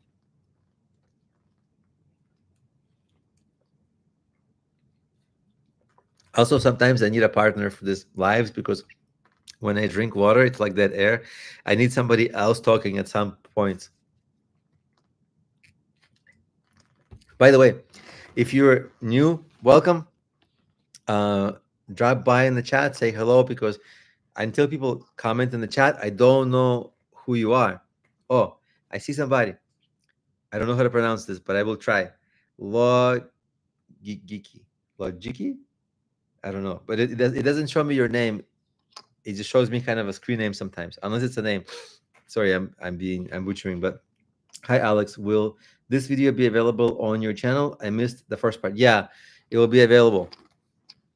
I usually leave these up. Oh, John says hello. John says, I just joined up from the Udemy course. John from Australia. Hey, John, how are you? Cool. Australia. What time is it? Morning time in Australia. Um, very cool. If anybody like logical but misspelled, logicy. Okay, cool. I like that. How did you get this crown number 2 thing? What is that? Top fans. Oh, do you see in the comments? I don't know if it just shows it to me, but in the comments, it has like a crown. I I don't know how. It's the first time I kind of see that. It's not something that I misclick anyway. But if you are coming from Udemy, welcome. Let me know what course you're taking, and if you're working on any courses, or any businesses, or any projects, or if facing any challenges and you have questions, this is like a perfect time, because you can get we can chat about it and can have a back and forth. You don't have to just get like a I can respond in the Q&As in the chat, but sometimes it's just like a little bit of writing that I do, and the answers aren't very long. So this is like the fullest I can give answers. So if you have any questions, any challenges, this is really a great time to ask. Don't be shy. Um, yeah, that's what I sort of figured, that the crowns are based on chat participation. But how does that even work? Because they only commented once and got crowns, and other people got no crowns and commented many times. So I'm a little behind on my YouTube chat. I feel like at a certain age, I just became bad at chat, emojis. I'm like, well, emoji. Do I have to really dig through my phone for emojis? Anyway, what was I talking about? Really, this call was supposed to be about like business ideas, like online business ideas, and I've only gotten through like somewhat few. Maybe I'll leave some more for next time, um, because what I wanted to do um, was to try creating a business like live with AI by using Replit. Let me see what my Replit is doing. Do, do, do, do, do. Okay, so we can try. Let me see if anyone has questions. Oh, by the way, or let me. Sometimes I like have many windows open and I kind of geekily lost my windows. Uh, but why don't we? Maybe I'll wait a little bit and we'll hang out and we'll chat, and then like now it's like 9:30 my time, so maybe around 10 my time I'll share my screen and we'll start working on this business idea. So this business idea that I had was to create a software, kind of an AI agent. Like today AI is popular. Tomorrow, and kind of for savvy companies and bigger brands, like there's this thing that's coming around, it's agents, AI agents. The difference is like ChatGPT, I can ask it a question, I can get a reply, but that's kind of it. You can make me an image. It's very transactional. But an agent is, think of it as an employee, not like a robot in person, but like you can tell an agent, hey, run for 10 minutes and collect all the contact information of all the businesses in my city, and then compose emails and send it to them, pitching my service. Maybe I have a marketing service or something like that. And if you can create that software with AI, not only will that get you a lot of clients naturally, but you can sell that software to other sellers like yourself, like other agencies, and even get AI, that very same AI that you made can do the outreach to the agencies to sell the software to them. Something like that is what I wanted to see if I can create it. That's an agent. And I wanted to see if I can create it on this call, because if I can create it on this call, I'm going to make my own agent, and we're going to be able to kind of from session to session see the progress of this agent, which would be super cool actually. It's like I don't have a cooler concept of something we can try on these calls, but kind of like that would be kind of, will give it continuity and we can kind of check in. By the way, also sometimes when people do live YouTube lives, they ask for tips, which I doesn't make sense. But I have a fun way to tip, which is through cryptocurrency. And I had this video that I made, which explains, because I launched my own cryptocurrency token. In case you are just starting this, just getting into this video, I have this cryptocurrency token that I made, and I accept tips through that. So let me post a video if you want to try it. It might be fun. And by the way, it's totally new, so leave a little bit for yourself, because I'm trying to get it to grow naturally. So it maybe will grow up, hopefully. But yeah, that's a cool way um, to tip. And also, if you collect tips from clients, if you don't collect tips from your clients, you should actually collect tips, because that's an opportunity lost. Just about all businesses, find a way to ask for tips. Um, it's just a way to maximize revenue. That's pretty easy. So here I am asking for tips, but really I don't need the tips. It just would be super fun if people tried that cryptocurrency, because I only made it in the beginning of June, so it's all like very beta, and I'm just kind of trying to get people to use it a little bit. So that's the story with that. You can click on that link that I posted so that you have it after this call, and maybe try it out. It is a little bit of a learning curve for understanding how to use cryptocurrency, but it's kind of a necessary skill today. And also in that video, I explained the benefits of cryptocurrency over traditional, what's called, fiat money, dollars. And the benefits are like, when you look at it, they're like, oh my God, like eye opening. Because with dollars, not only there's like above 5% inflation, there's also like high transaction fees, and the transaction fees are like not single time ones. They're like multiple time. Every time you buy and sell something, transaction fee, tax this, tax that, and so it eats away at the money that you have really fast, and it's just really hard to create any kind of savings or wealth. So cryptocurrency that I designed is like meant to be deflationary. Like I can actually reward investors, like think of it as like stock dividends kind of thing, and other ways to reward investors, almost like putting your money into a CD, kind of like that, but in the cryptocurrency world. So that video that I posted really explains it really well. Uh, so it actually would be super educational if you want to watch it, because it really gives a glimpse of like the real world benefits of cryptocurrency, but also so you would learn a lot about cryptocurrency, but I'll also have fun getting a tip. Doesn't have to be a big tip, just for fun. So that's the tips. Does anybody else have any questions, or I can keep talking about the AI agents? So they're talking about this agentic AI. If you do have questions, you don't have to just wait for a stopping point for me. Just post questions. I'll see them in the chat, and I'll kind of pause my own talking, and we'll, you know, we'll sort of segue to a question, come back. I want to make sure people aren't just listening, but like getting your questions answered. So yeah, but yeah, this whole AI agents is like a thing that is coming around, and if we can get on top of it, like ahead of it, and actually create AI agents that are prepackaged, already made, and can be sold by the very same AI agents that are going to be doing the selling. So it's a little meta. That would be a super cool use case that takes advantage of the latest and greatest of AI. Because in the past, if you had to do this, you have to hire an engineer, spend for this kind of thing $50,000 or $100,000, because it's kind of complex software. But here is that Replit website that I use is like $20 a month, or 25.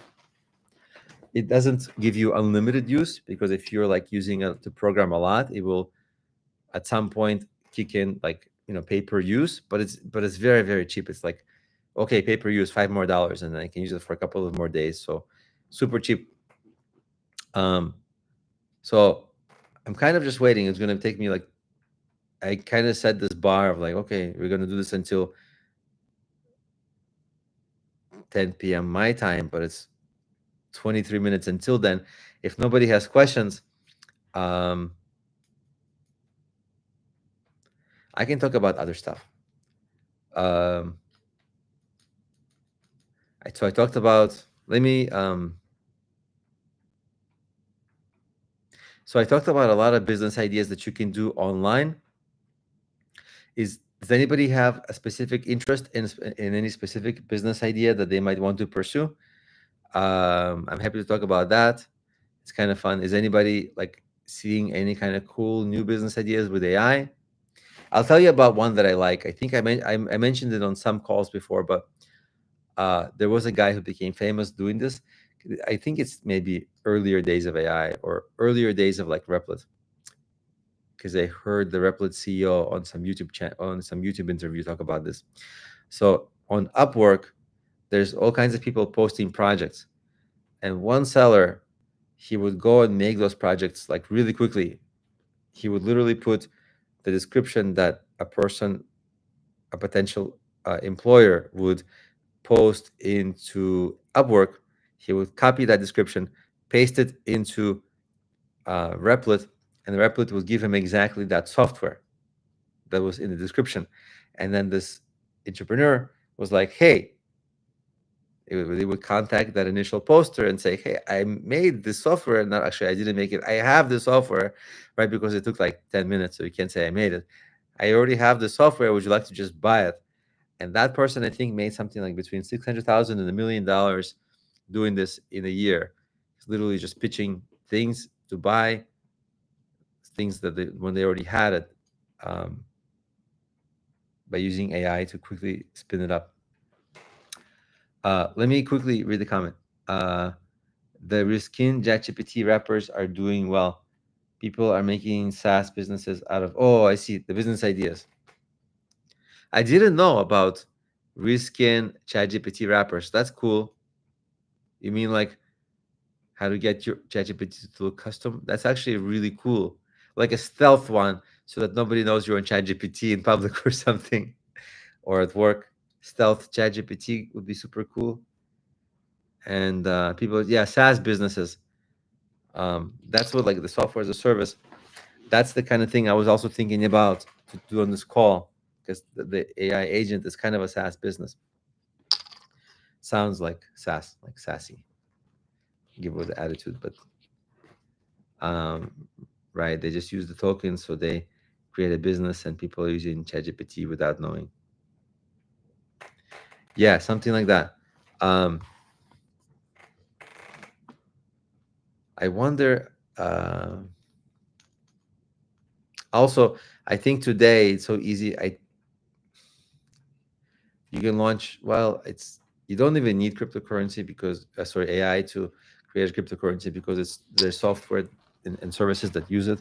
So it would be kind of cool if you could, but I'm trying to think of other use cases for like business ideas that you can do with AI. Um,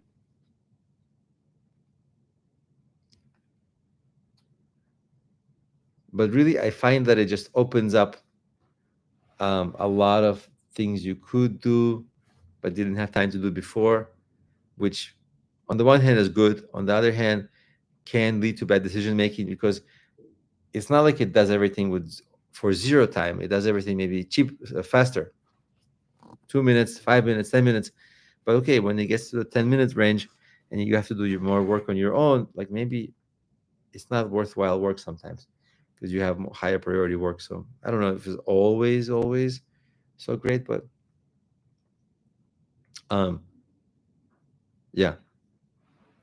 Anybody else with AI business ideas? Because if no, then I will. Let me start earlier. Why don't I share my screen? I'll go to Replit, and we'll try to create my business idea right from scratch, or at least try to get far. It might be a little tedious. I'm warning you, because it's like typing. Let me see if I'm going to be able to speak to it. I actually have never tried to talk to Replit by voice, but let me try. Let me share my screen first of all, and we'll start. So share screen. Okay, hello Replit. This is my Replit interface. So let's say for now, I just want to um, ask questions about what are the limits of what it can do. So it asked me, hi Alex, what do you want to make? Usually I just like type things here by typing, but because it's going to take a long time, I really want to be able to talk into it. So you see, it makes all these kinds of things. Modern web app, I guess it's a website.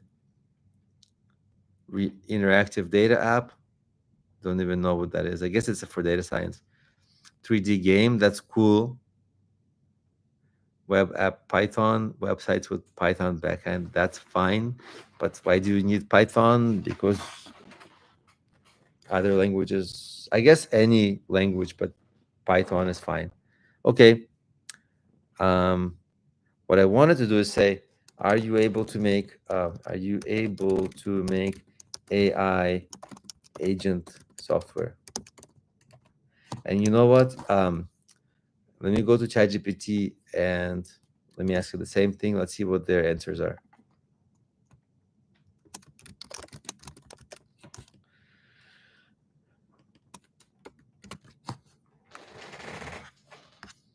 How's everybody doing? Let me quickly check if there are any comments.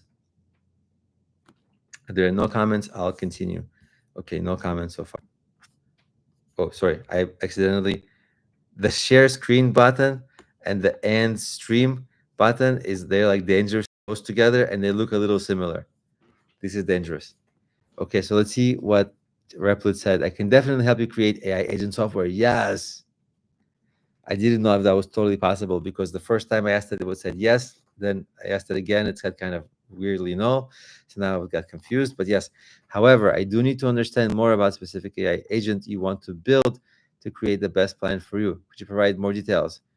Chatbot. So I'm gonna ask it like this. I need a chatbot to find music schools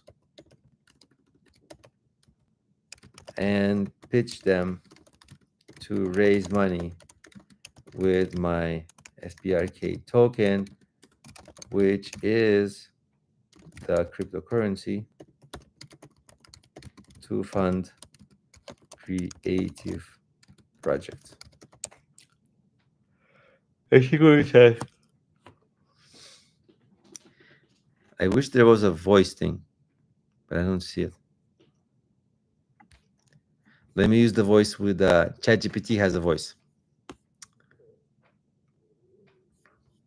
But the answer is different because I don't think it can make it.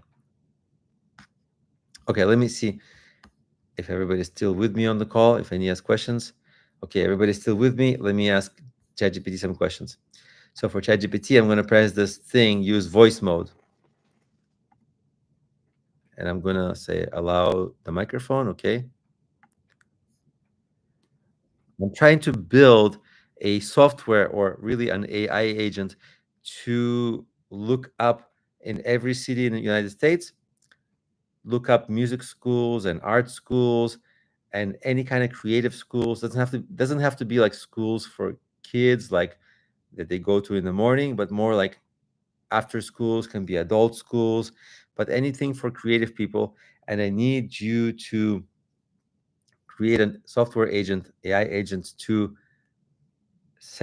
create craft a pitch to pitch those businesses to get to get their students to raise money. Um, can you do that? Um, thanks. And so I talked into it. For some reason, it's not answering. What if we exit this? Let's see if it's voice ended. But why didn't it give me an answer?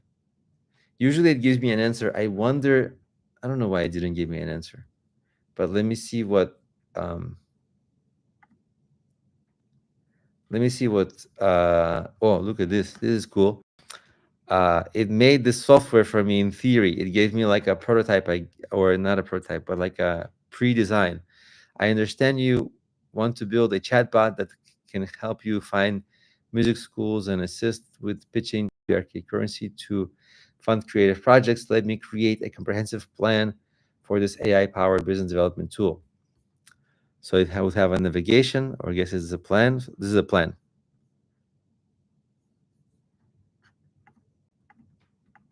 Something moved. So I can go review the plan and visual preview. If everything is good, click to approve and start building. Ooh. You can also make revisions by chatting with me. Okie dokie. So let's look at, so this is the software it will make for me, right? Like a software package. SPRK AI agent, music schools, session history. I'll tell you for a second why it's not gonna work, because this is kind of an example only. It's not gonna work because it's gonna have to send emails, and I don't have a email server for it to connect to. Usually you would have to buy something like a server from SendGrid, which I plan to do, but I just haven't done it yet. SendGrid is like a software that a tool that sends like a million emails, and they don't get into the spam folder, which is what you would need for this, because it would be silly if you created an AI agent and it sent a million emails all going to the spam folder, because it's the same emails getting. That, by the way, could be one of the parts of the prompt for AI, like make every pitch different so that it doesn't get filtered by the email spam filters. And you can also say, because there are known words that trigger like spam filters, like sale or buy or dollar signs. So you can kind of say, don't use those. So it will also help to avoid when the AI is crafting your pitch to these businesses. It would help you avoid um, kind of getting caught up in the spam filter. So let's actually do this. So let me say approve the plan and start. To be completely honest, I haven't totally um,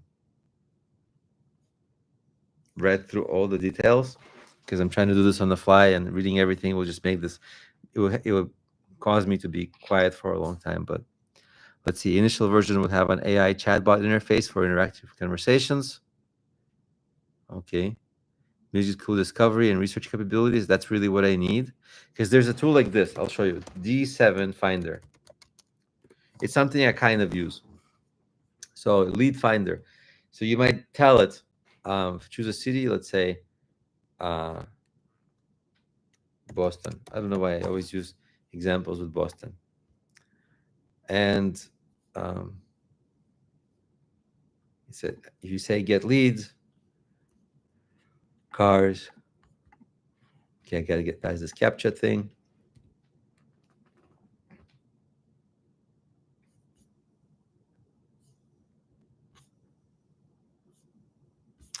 I don't know what's happening, but really what is supposed to happen is, look, if I play this video, I have headphones on, so you won't be able to hear it. But what you'll see in the video is you see it comes up with like a business name, phone number, contact information, all the stuff, but it doesn't email.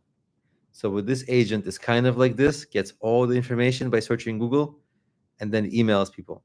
So that's what I would want to make.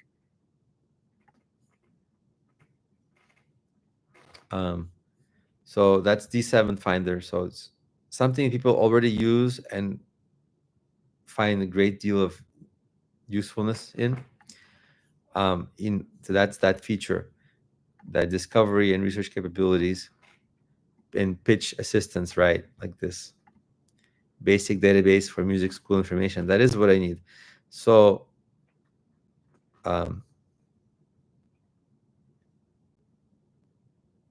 approve, plant, and start. Okie dokie. I'm worried it's gonna, okay, so let's do this. And so it does everything on the fly. Like on the left side, it will tell me what it's doing, like reviewing my message. Okay. Considering options. Okay. Like, why would you consider options when you provided me the options? But okay. Like sometimes I'm like, huh, what? And then it starts creating like schema.ls, or is that TS? I don't know what's a TS file. Anybody know what's a TS file? Not text, even not fancy text.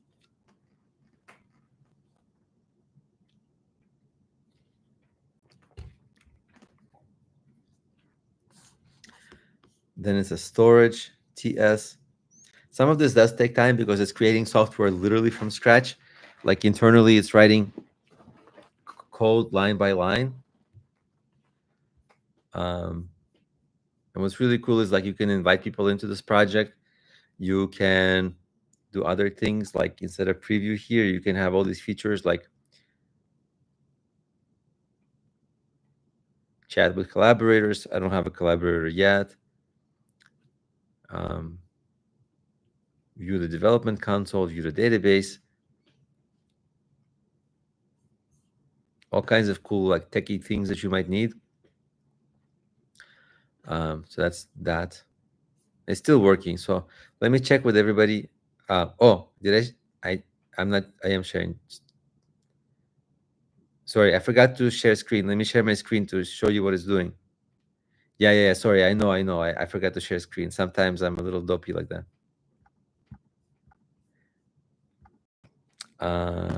So you see, first under preview here, it showed me this thing, and it was like, do you want to make it? See, it's like it will find music schools, because the thing that I showed also is that D7 Finder. This is the D7 Lead Finder, and this is a pretty standard software. Like I'm not the owner of it, obviously, right? Like it's like a big thing out there. But if I want to make this video bigger, like, no, not like that. But basically, maybe sample screenshots. Oh, this is bigger. Okay, so you see, you might tell it like, find lawyers in some city. Here, the search is attorneys in New York. Okay, and it finds all the attorneys, their phone numbers, emails, etc. And then you have to manually call them, as far as I understand. It doesn't manually call them. But with AI, you can manually call them, or at least write an email script. So you don't have to call, you can do an email pitch. And that way you can just pitch everybody, like, you, hey, all the service providers in this city, okay, done. All the service providers in the next city, done. All the service providers in another city, done. And so that makes it super scalable, super fast, and you would just go and pitch people. So that's how to make that kind of a thing.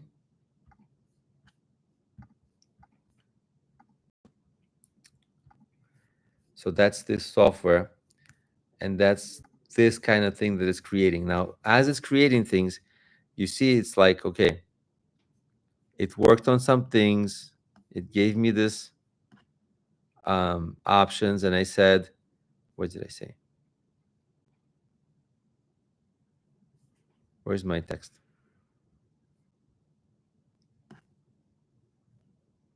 Did anybody see my text? Weirdly, I don't see beyond this. This is my text, but I wrote something after this. Oh, well. So it's going to show me what it's doing. So it's like creating client / source / pages / home. It's like literally creating that website from scratch. The very first thing that you would do is the most time consuming, because it's literally every page, every feature it's creating from scratch. So we can come back to this in like 5 minutes. It's still going to be working, because it's supposed to be fast, but I guess it's not that fast. It's a little weird sometimes, because you would think, hey, you're AI computer, like you can do this in half a second, just the whole thing. But it kind of is not that robust. It like does take time. In the meantime, does anybody have questions? Anything? Is this an interesting presentation? Let me share my screen, see how it's doing.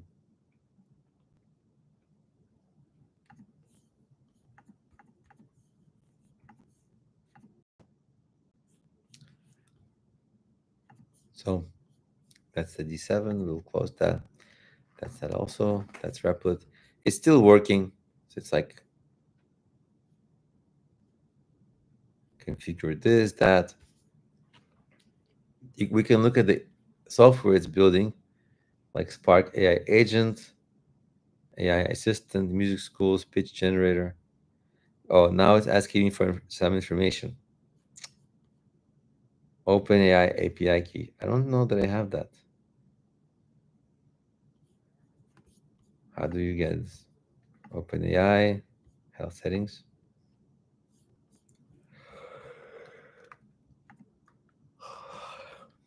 I wonder if it's supposed to be something I'm not supposed to share screen.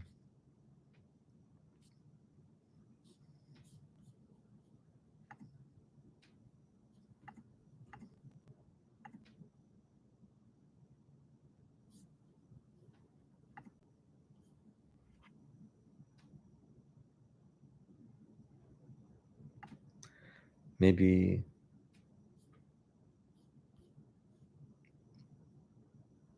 I don't know.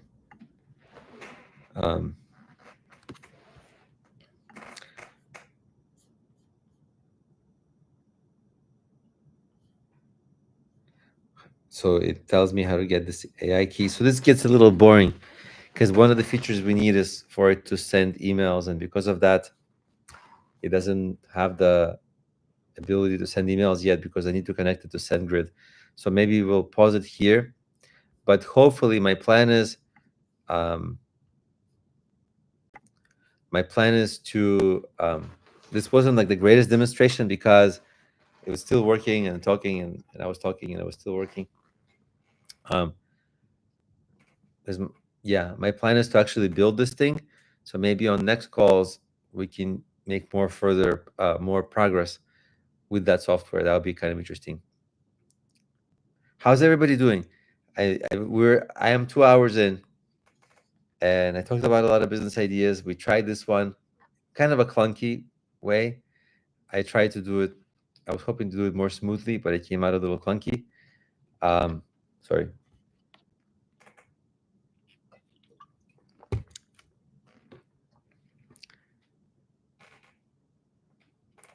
So I'll try to make progress on it, and next time we do office hours, I'll try to show you more, and maybe we'll even do like a demo where I show you how it works.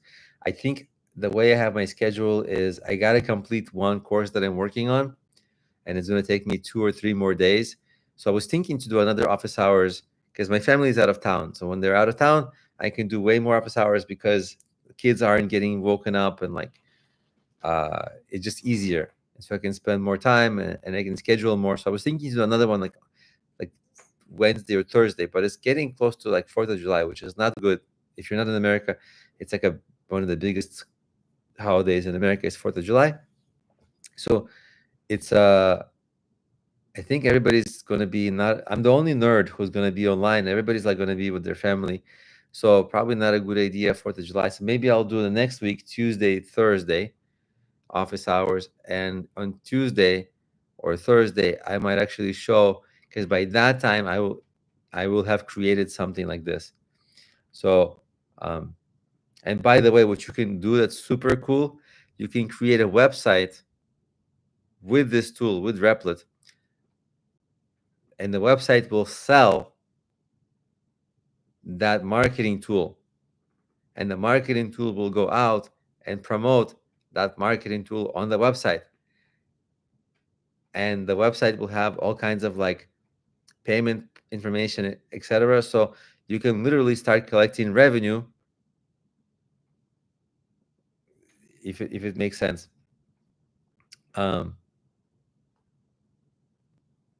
So maybe I'll build something like that and have it be able to show it. That would be kind of interesting. Let me ask people in the class, not in the class, on the call, that's still on the call, because very early on this call, I talked about business ideas, and I went as far back as like 2012, and I was looking at business ideas that were kind of cool back then, and I found some really outdated ones. Oh, I see. Logikey asked to explain that one. Okay, let me explain that one. So you know how we're making a software, the project that I wanted to do, that I'm going to probably next office hours, I'm going to probably have it partially or largely done so that I can show it to you. Now, this software that we're making is like an agent software that goes out on the web and searches for like potential clients and sends them an email pitch. That's the business.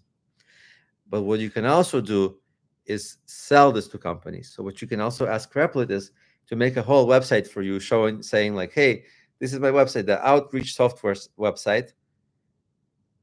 And so Replit will not only make the outreach software, it will make the outreach software website, and it will use the outreach software to get small business owners to come to the outreach software website and buy.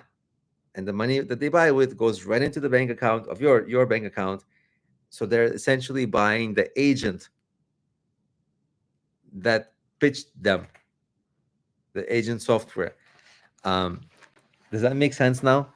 I know it's like spaghetti noodles, but it's kind of cool. A lot of people are doing it these days, but again, if a lot of people are doing it, but it's like it always seems like a lot of people are doing it, but as long as you're early, those a lot of people are like very few. So there's a big world and a lot of small business owners who like don't know about any of this. So they're like good to sell to. By the way, sometimes I like go into the real world and like nobody knows about anything like cryptocurrency or AI. And I'm like, how is this possible? Because in the AI world, everybody's talking about how like AI is going to take everybody's job. You would think that like people would be like way more like, oh no, what's going on? And people like with no idea. They're just happy walking around. And like whenever I listen to some like podcasts or YouTube channel about AI, all they're talking about is how like AI is going to take people's jobs. And I'm like walking somewhere in the park. I'm like, oh no, everybody here is going to lose their jobs. They don't even have any clue. Anyway, maybe that's just me being weird. But it is strange how few people know about all the ins and outs of what AI can do, which is why you can sell this kind of a software if you make it robust. Because one of the interesting things is like the use case we're working on now is only an example use case of like, do outreach and sell something. But you can have like really interesting use cases that maybe we didn't think of yet. Maybe we can think of on this call, but like on your own time, if you think of some kind of a service that software can create, like I don't even know, this software as a service is not really my expertise, so I'm not like, I don't have in my head like 100 great examples. Maybe somebody else in the chat does, but yeah. uh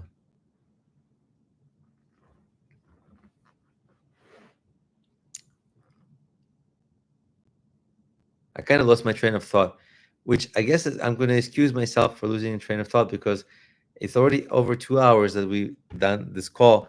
So, and it's already like 10 p.m. my time. So, a little tired, but I'll go for a little while longer and then we'll go to sleep, or at least me. Or maybe I'll get excited and work on this software thing. Um, is any, yeah. Does anybody in the chat building any kind of software or website? Uh, Maybe this Replit or a similar tool like it could be a good option instead of hiring freelancers.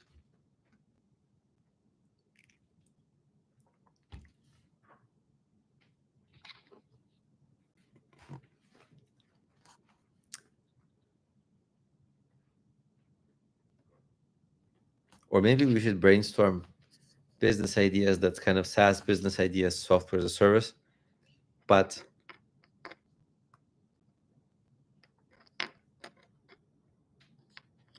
not the board, not the like predictable one that I gave. What's a good service?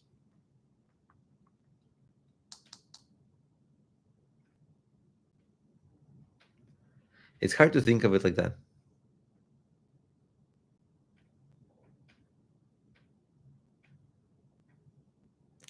I got an alert. Um, it says warning: content violates YouTube terms of service and community guidelines, and live immediately to avoid account termination.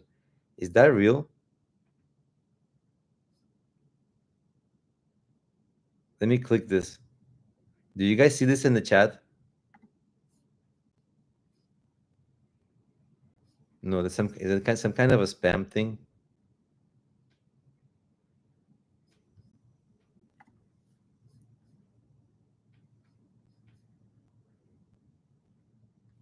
That's a weird spam. Can I kick them out?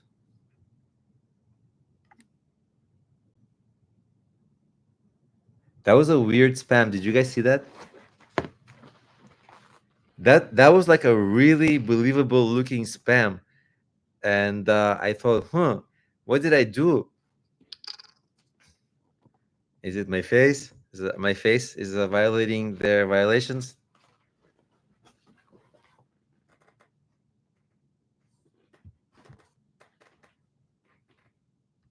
Oh yeah, I see. Hey, this is pretty cool. The alert spam person is very interesting. It's adding a lot of flavor to this live stream. I know somebody named Alert. Pretty clever. But what's the point of ending the live stream? Like, why would you be a spam that makes people end live streams? What are you, like, anti live stream?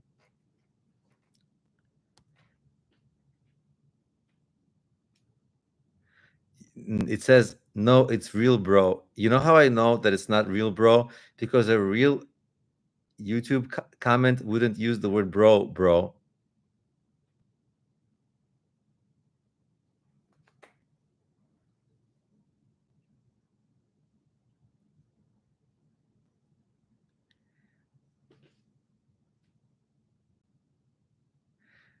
What kind of AI alert uses the words bro?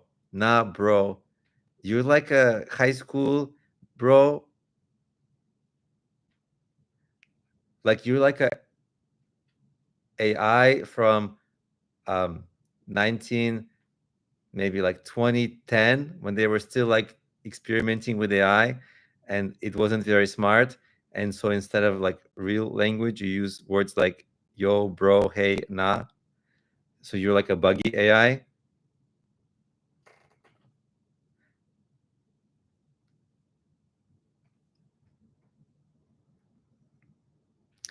Anyway, so we have buggy AI. Yeah, you're the buggiest AI. Anyway, why are you? What's your point? Anyway, should we just talk about other things? Um, I guess the most curious thing is why would somebody waste their time pretending to be an alert?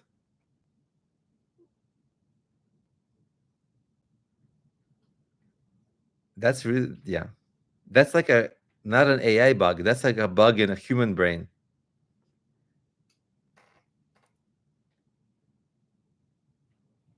I don't get it, weather boy. Anyway, um, you should unblock them because in a way they're kind of funny, but or like funny to make fun of. I'm not sure. Uh, but what were we talking about before that? Uh, what were we talking about? Remind me.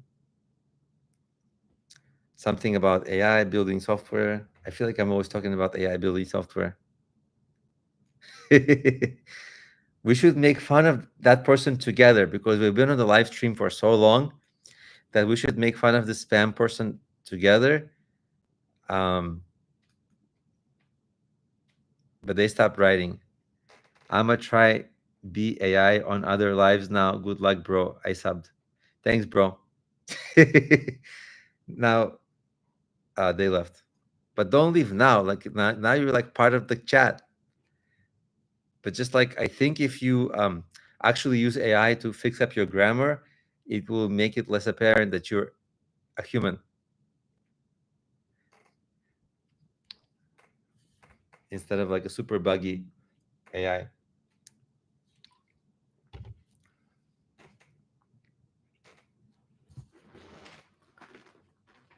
Anyway, what were we talking about before? Something about making money online, Replit. Any reminders?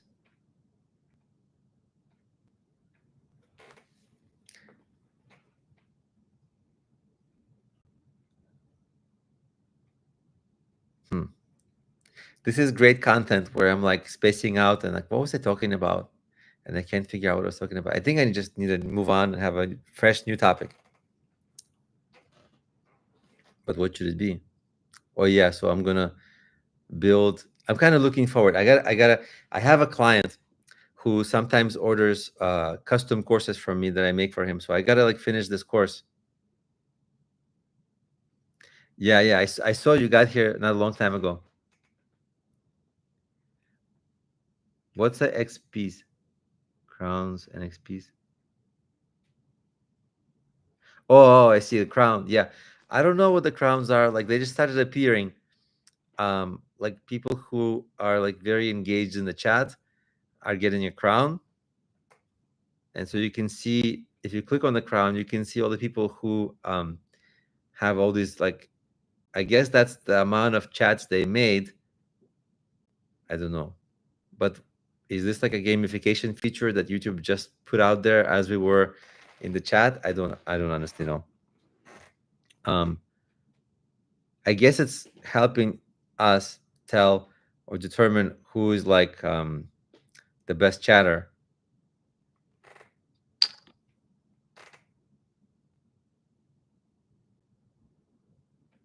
Oh, okay, cool. Good to have you back, Logiki.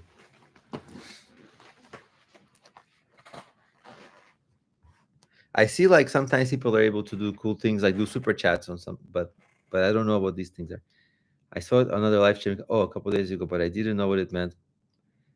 Are you able to click? Are you guys able to click on them? Because I'm able to click on them, but active chats make sense. Because when I click on them, it kind of gives me the same thing. If I click on the crowns, I guess you are able to click on them because you saw the XPs, the experience. I can yeah, top fans. It's basically like top fan ranking. And then I can it gives me some things that I can do, but none of these things are like really that useful.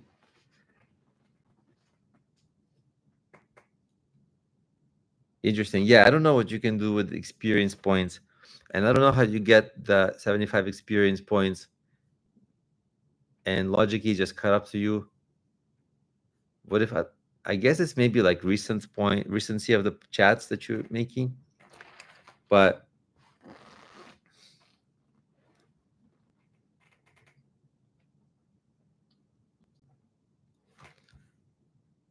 um yeah. By the way, since you're new, I made a bunch of updates to this cryptocurrency token that I was working on. And let me share the link to that because I made a super like comprehensive video about how to like use it and the benefits of it, like real world benefits. And by the way, if you want to send, like, you know how people do like super chats because they're kind of like paid. If anybody wants to tip me, like nothing major, just like a little bit, it will be through that token, to the cryptocurrency token, and that tutorial shows how to do it. And of course, leave a little bit for yourself as well because that would be cool. Um, it's kind of fun to see what happens to it.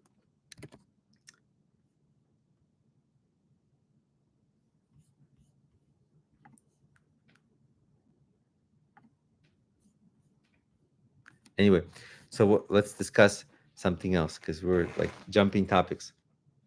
But sorry, but I am excited about this cryptocurrency thing because I've been kind of working a lot on it this past month, June, and it's kind of I'm putting together all the like marketing materials, and the website is like, I'm obviously making it with AI, but there's so many like little things, details to adjust, and people can actually raise money with it. By the way, is if anybody's here on this call working on something like an entrepreneurial project, let me share with you how you can raise money with it. So if I say share my screen, and I actually share my screen,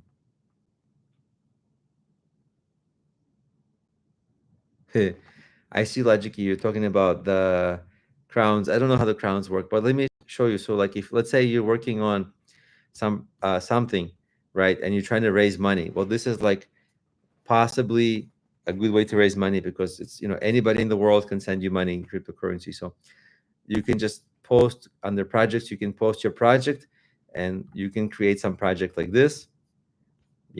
Like but for you, you can create one for you. Create your own cryptocurrency wallet and share this, and actually be able to get donations through cryptocurrency that you can immediately like invest or actually convert into cash and just use. So if any, and this is made specifically for people who are like creators or entrepreneurs.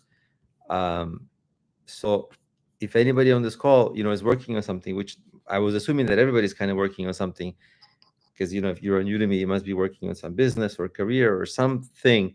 If you have fans or if you're creating some works, I does it seem like a feasible thing you might use to try to raise money for it? Because I think the hard part, if if you're working in business for something creative, you're working for free in the beginning, right? Because nobody's paying you in the beginning, and this way you get a little bit of financial support. So I was thinking this could be helpful.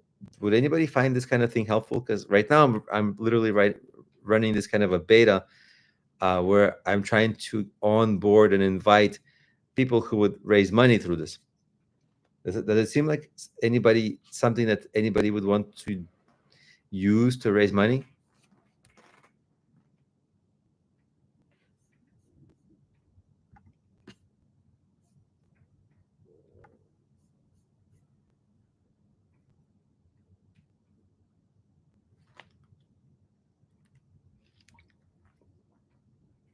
Yeah, try to watch that video.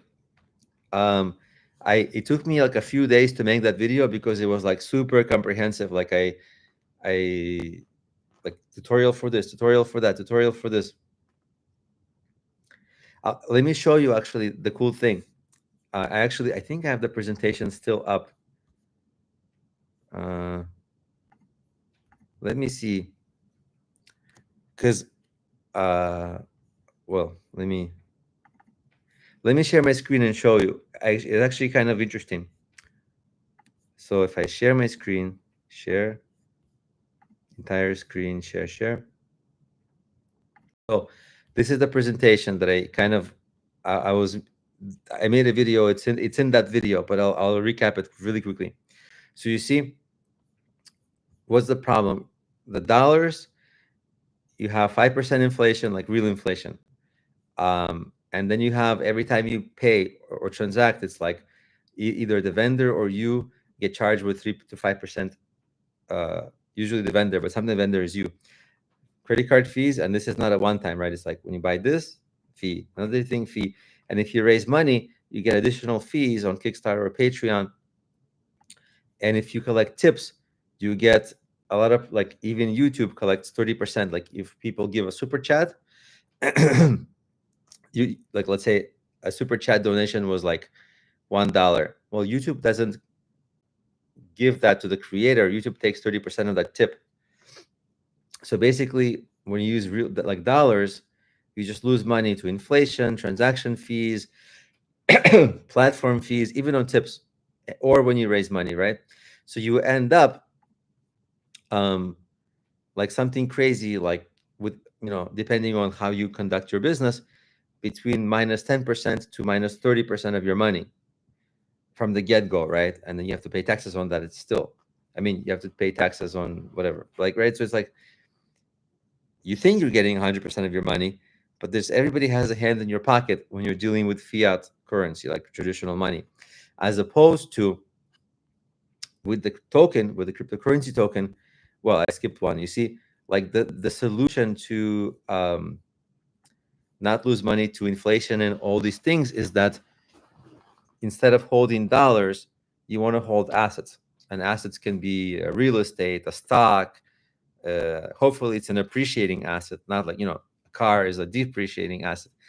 Um, like or even the stock assets can be weird thing, not weird, but like hobby. Like, some people are stamp collectors, baseball card collectors. So all of these things are assets. And the good thing about assets is that their value is measured in dollars. So as the dollar inevitably goes down in value, the price of your assets goes up. Hopefully, the price of your asset goes up ahead of inflation, right? It's like, and then some. So you actually stay ahead. Let me quickly read the comment. Logic, he said, I don't know much about crypto myself. Is it something a consumer would need to, say, a Coinbase account to pay through? Yeah, a Coinbase, like, you don't need a Coinbase, but Coinbase is a good starting point if you're not sure about it, because the learning curve for cryptocurrency is a little bit steep, and Coinbase does offer like security.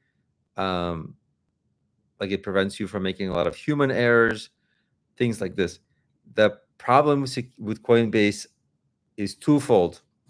One is that for some things, like, if, let's say, if you wanted to buy Bitcoin, they will charge you a fee. Like, this is not a cryptocurrency fee. This is specifically like Coinbase fee so that they can keep the lights on.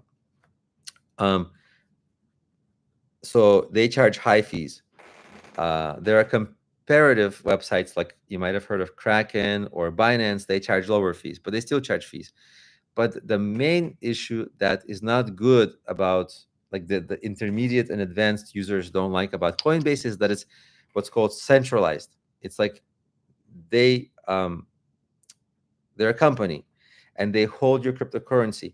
So if something happens, like they get hacked, which it's a super rare thing, but if something happens, or even worse, if some like rogue employee decides, I mean, they have like precautions for this, right? But like if somebody, let's say all of the staff decide one day they're going to steal all the cryptocurrency of the users, they can do that because they hold what's called the keys to your token. So as you get a little bit more advanced, you understand how to hold your own cryptocurrency, so it's more secure and nobody can hack you, nobody can steal it from you. But before you learn that, Coinbase is a great starting point. Let me quickly read. Also, I've seen other vendors offer multiple ways to pay for services like crypto, Venmo, Zelle. So in your case, SPRK would be addition to the other ways. Yeah, it's an addition. So like, for example, Venmo and Zelle is nice because they don't collect fees, but you still lose money by holding dollars. And sometimes people say, well, at PayPal is 3% or 4% international fee. Bank wire is also not expensive, but there's a fee and it takes some days, so it's like they all have their pros and cons. But yeah, Zelle and Venmo are very good because you don't have the fees. But a lot of like payment methods, like you go to a physical brick and mortar store, you pay with a credit card, that vendor gets a 4% fee or 5% fee. So it's not good for them. Like as a vendor, it's not good, right? Because imagine you're losing 5% to inflation, 4% to or 5% to transaction fees. Right from the get-go, you just lost 10%. So with Spark, you wouldn't lose any of that. You would keep it. And the transaction fees with it's made, that Spark token, it's made on like the Solana. Maybe you heard of like Solana. It's like one of the big blockchains.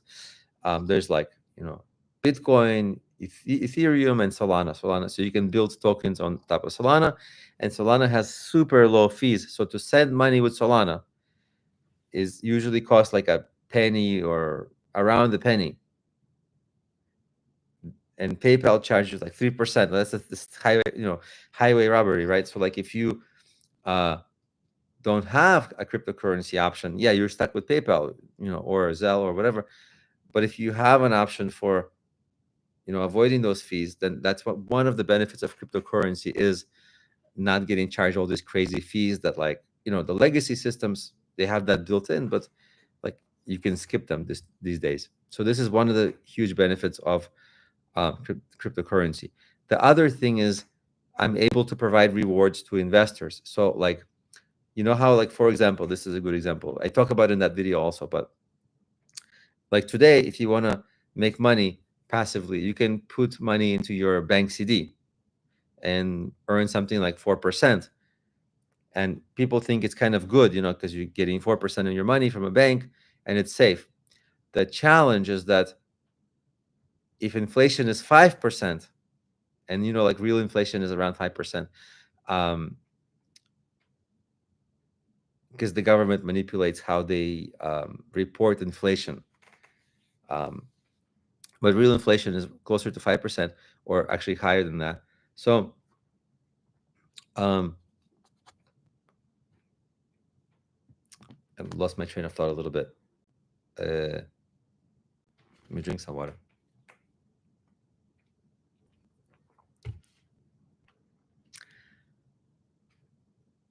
What was I saying?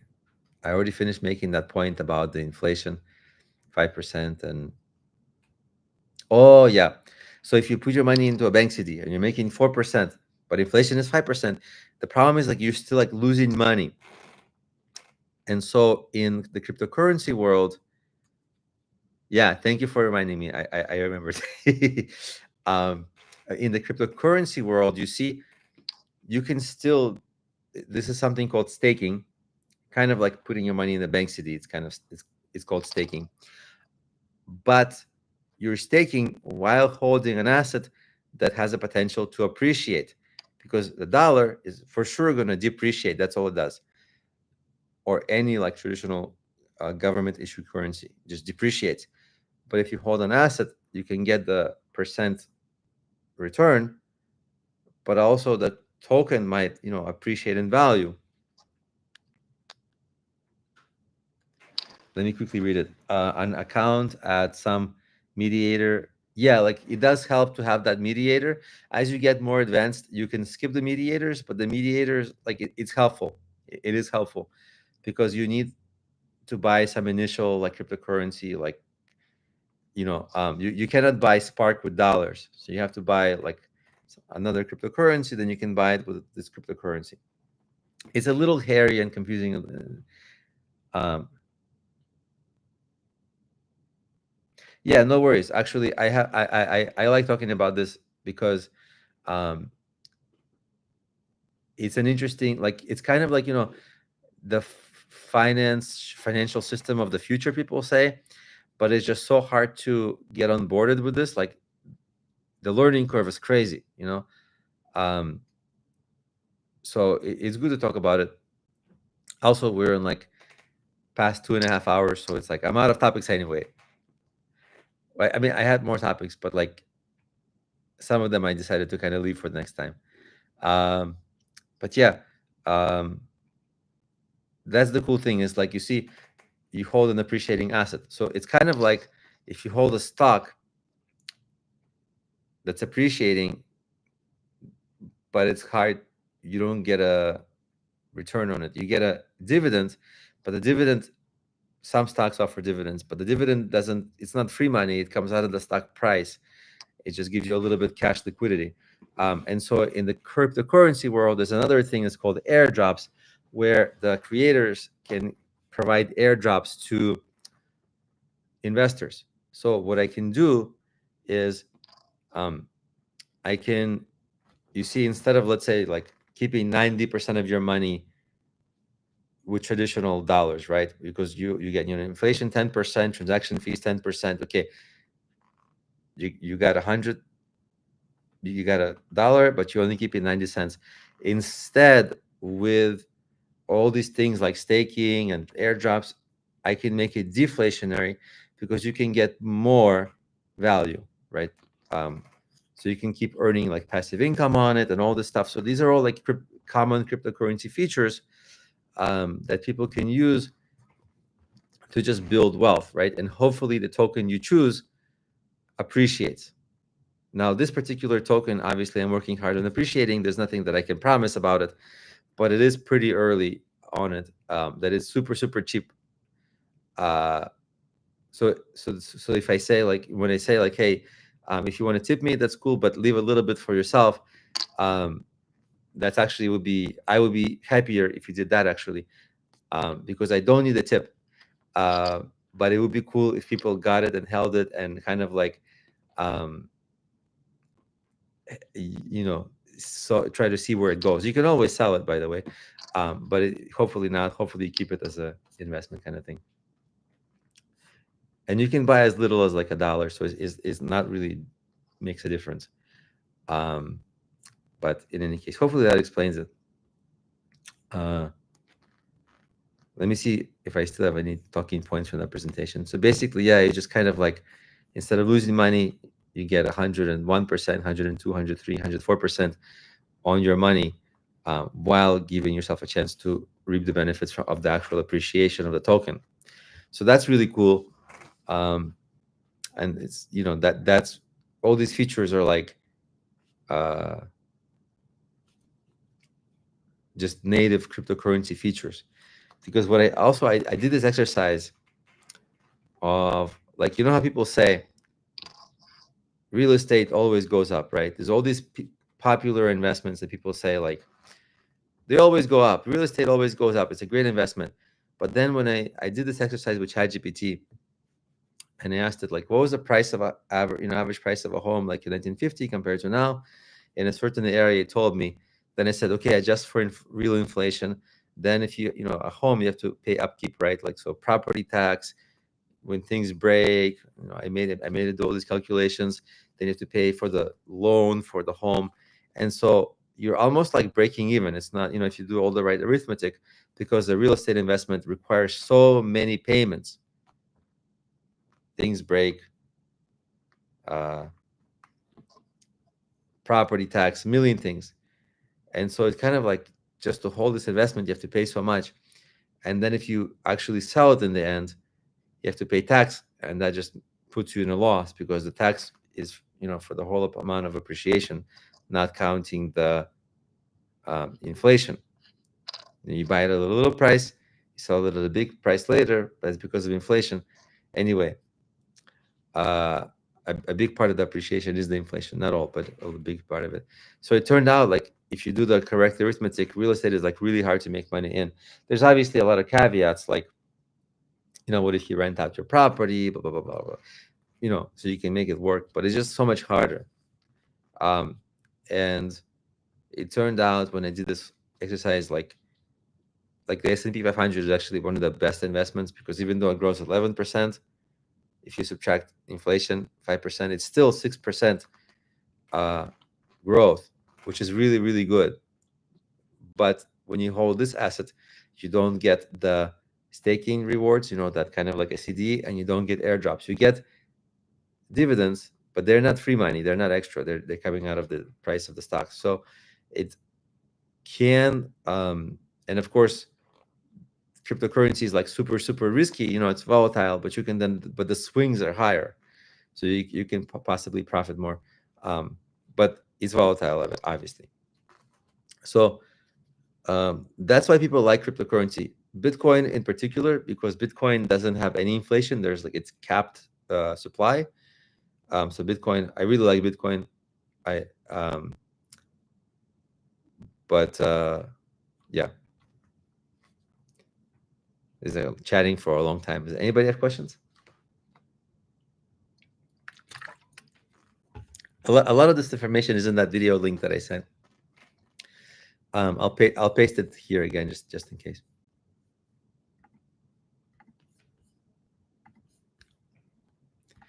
But I tried to make it very informative, because I myself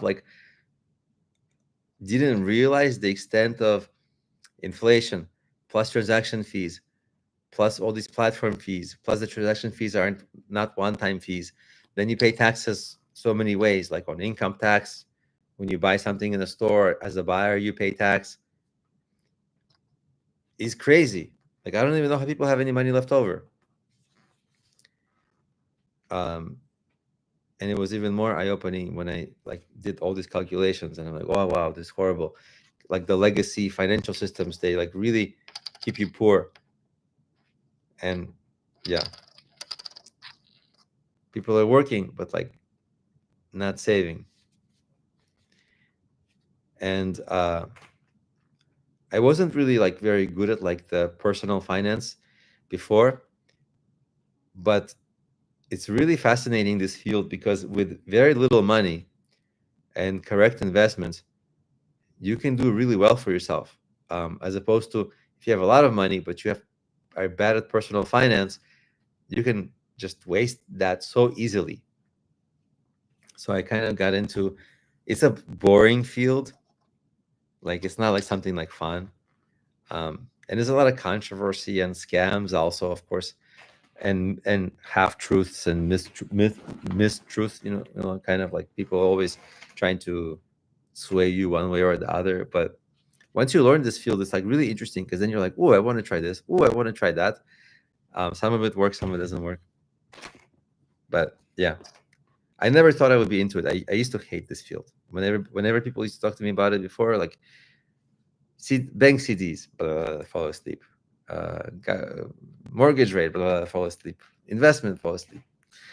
But now I kind of, in the last couple of years, got really interested in it. Anyway.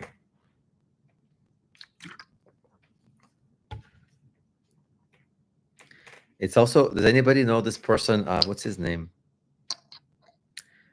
They kind of make fun of him in the personal finance space, but he's like the guy that he has this radio show. He gives people advice about what to do with their money. For Dave Ramsey. And so, like, sometimes he gives like this overly simplistic advice, and I kind of get a kick out of finding ways where he's wrong, or like finding some people who are like smart and explaining how wrong he can be, because he gives like overly simplified advice. That's kind of neither here nor there. It's just kind of almost the third hour that we're here, so I'm just talking. um, Someone joined just now. If you joined, and you like movies, you like starting movies at the end, this is perfect. And sometimes people like come in, come out, come in, come out, come in, come out. I don't know if it's the same person, or it's like really weird experience when you're doing YouTube live, because YouTube tells you very, very little about who are on the call, except when people chat. And now it tells the top fans. Oh, Logikey has 150 points. I chat, but I have no points. That notification person who I think left has 50 points. Maybe it's like recency and frequency. I don't know. Maybe for bigger groups, for the person presenting, this will be super helpful, because it's hard to know who to address, and because the chat sometimes goes so fast. We don't have that problem here so far.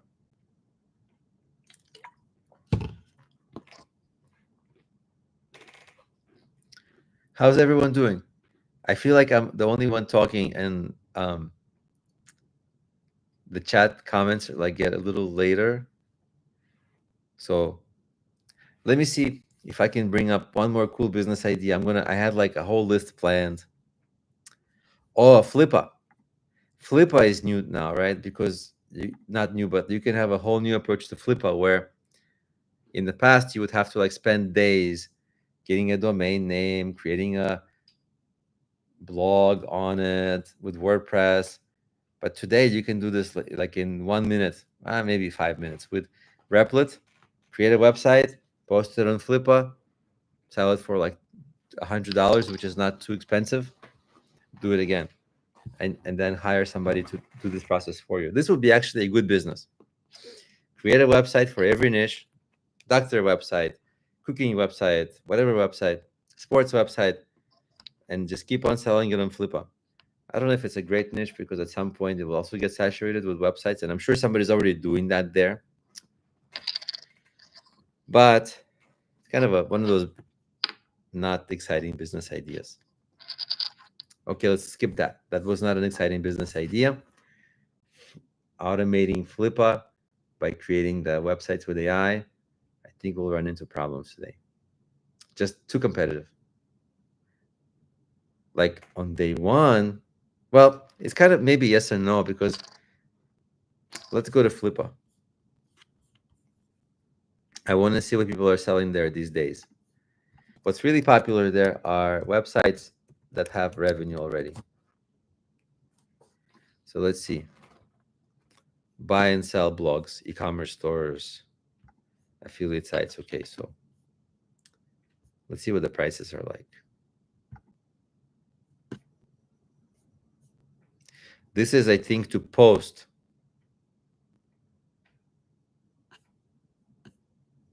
They started charging money. I thought there was a forever free way. Well, that certainly kind of kills my idea of selling things for $100 if the basic fee is $99. Is there no forever free? Last time I checked, there was a forever free plan. So it's kind of sad now. But let's see what people are still selling now nonetheless.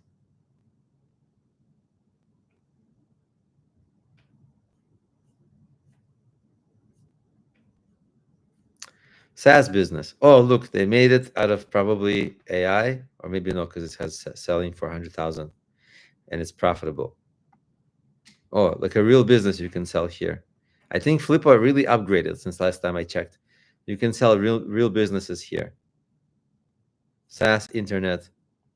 So if you make $14,000 annual income is like only $1,000 a month, but you can sell this for 21K, which is also not so amazing because it's hard to get to $1,000 a month. It's a lot of work still. What is this $10 million business? 11 million. They have enterprise clients. This is kind of cool. Look, but you can buy things here for basic website, 32 bucks. But this is generating profit, $815 a month. But why is it selling so cheap? That should be selling for a lot more. Like it's selling for less money than its revenue. That doesn't make sense. Oh well, I don't care that much. But that's Flippa. And then let's see what else business ideas I have here. Finding good domain names, it's possible, but that is an outdated business because unless you have like an extra super great one, I'm not going to sell it for anything.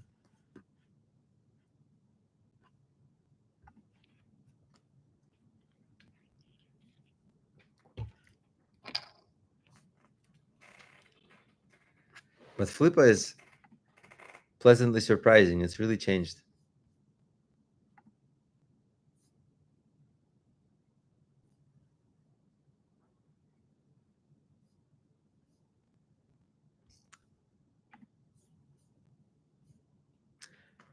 By the way, how's everybody doing? I feel like nobody's chatting with me anymore. I feel by myself. And should we go to sleep? At least me, because it's past the time that the live stream should be happening. By the way, if you want to just leave your live stream on, I'll leave it on until I wake up in the morning because I'm trying to accumulate some hours on my channel. I'm trying to get to certain thresholds within YouTube. So if you want to leave your stream on, I would appreciate it. If you could turn off the computer. I got a question.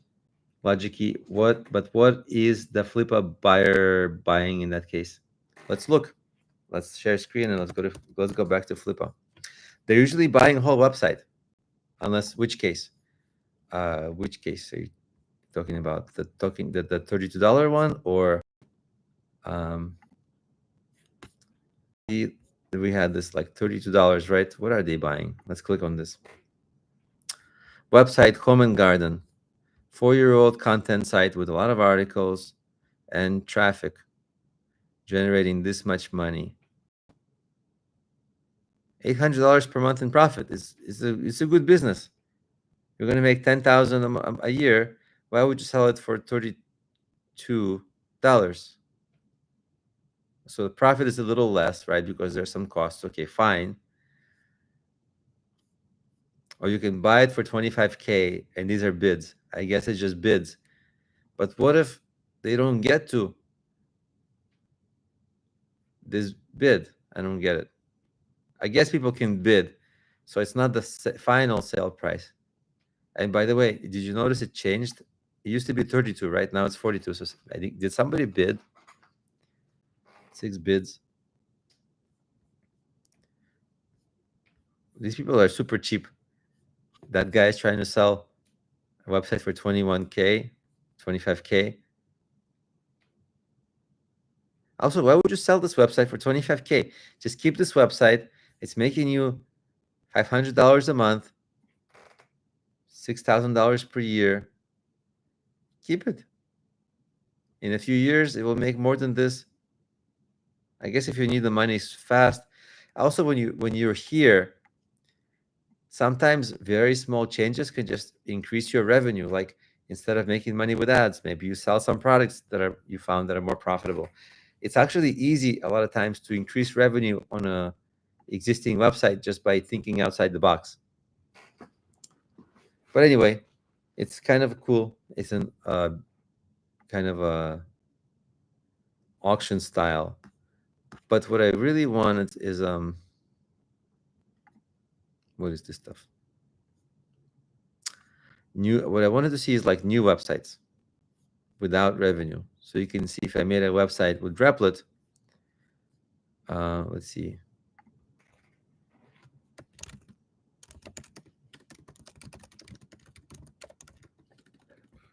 I wonder if this is going to work or no. No. Maybe I can use the left side. I just need to go like revenue, yes, no. Oh, browse. Content, SaaS, invest.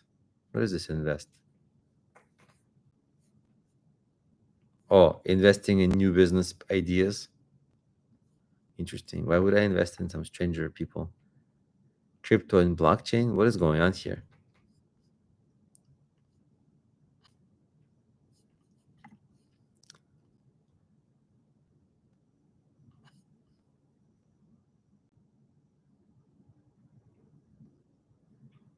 Oh, well. Websites. Let's see websites. And then I want to search by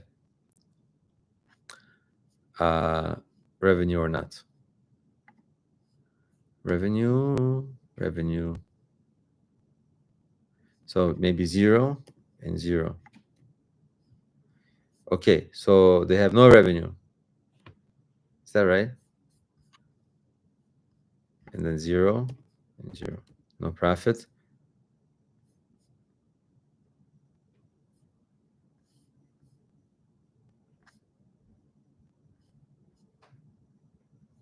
Okay. So why would some of them, this one is $98.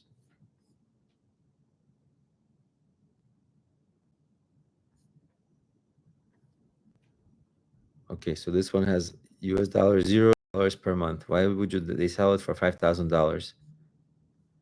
Automotive digital marketing. No revenue.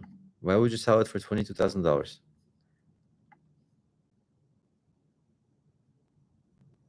So it's an existing website, agency website.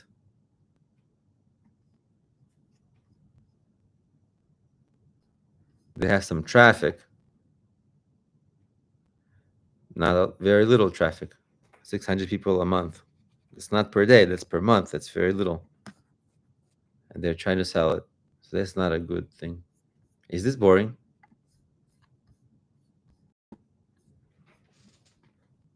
Oh, John is here. Hello, John. I missed your suggestions on SEO. I have a website that doesn't seem to rank. It's a business directory.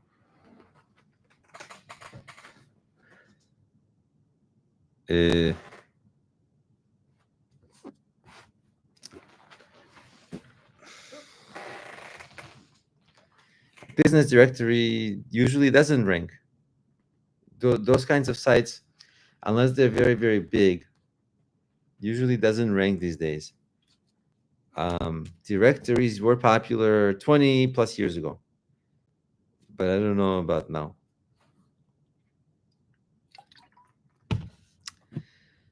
Also, I was going to sleep because we are almost 3 hours in. But next time, ask me your question earlier in the stream, and then I will be able to devote a lot of time to it. All right. By the way, so I think I'm going to go to sleep. Like I mentioned earlier, if you are able to leave your stream on so I can accumulate hours, I would appreciate it. And yeah, good night. And see you on the next stream. I think next one might be 4th of July is Friday. People will probably be out this weekend. So I'm just going to put my head down and work. And hopefully next Monday or Tuesday or Wednesday, we'll do a live stream. And then I'll be able to show you the AI agent software that I made, which would be super, super, super cool. But until then, see everyone. Have a great, if you're in America, 4th of July weekend. And just or if you're in Australia, just a great week. Bye.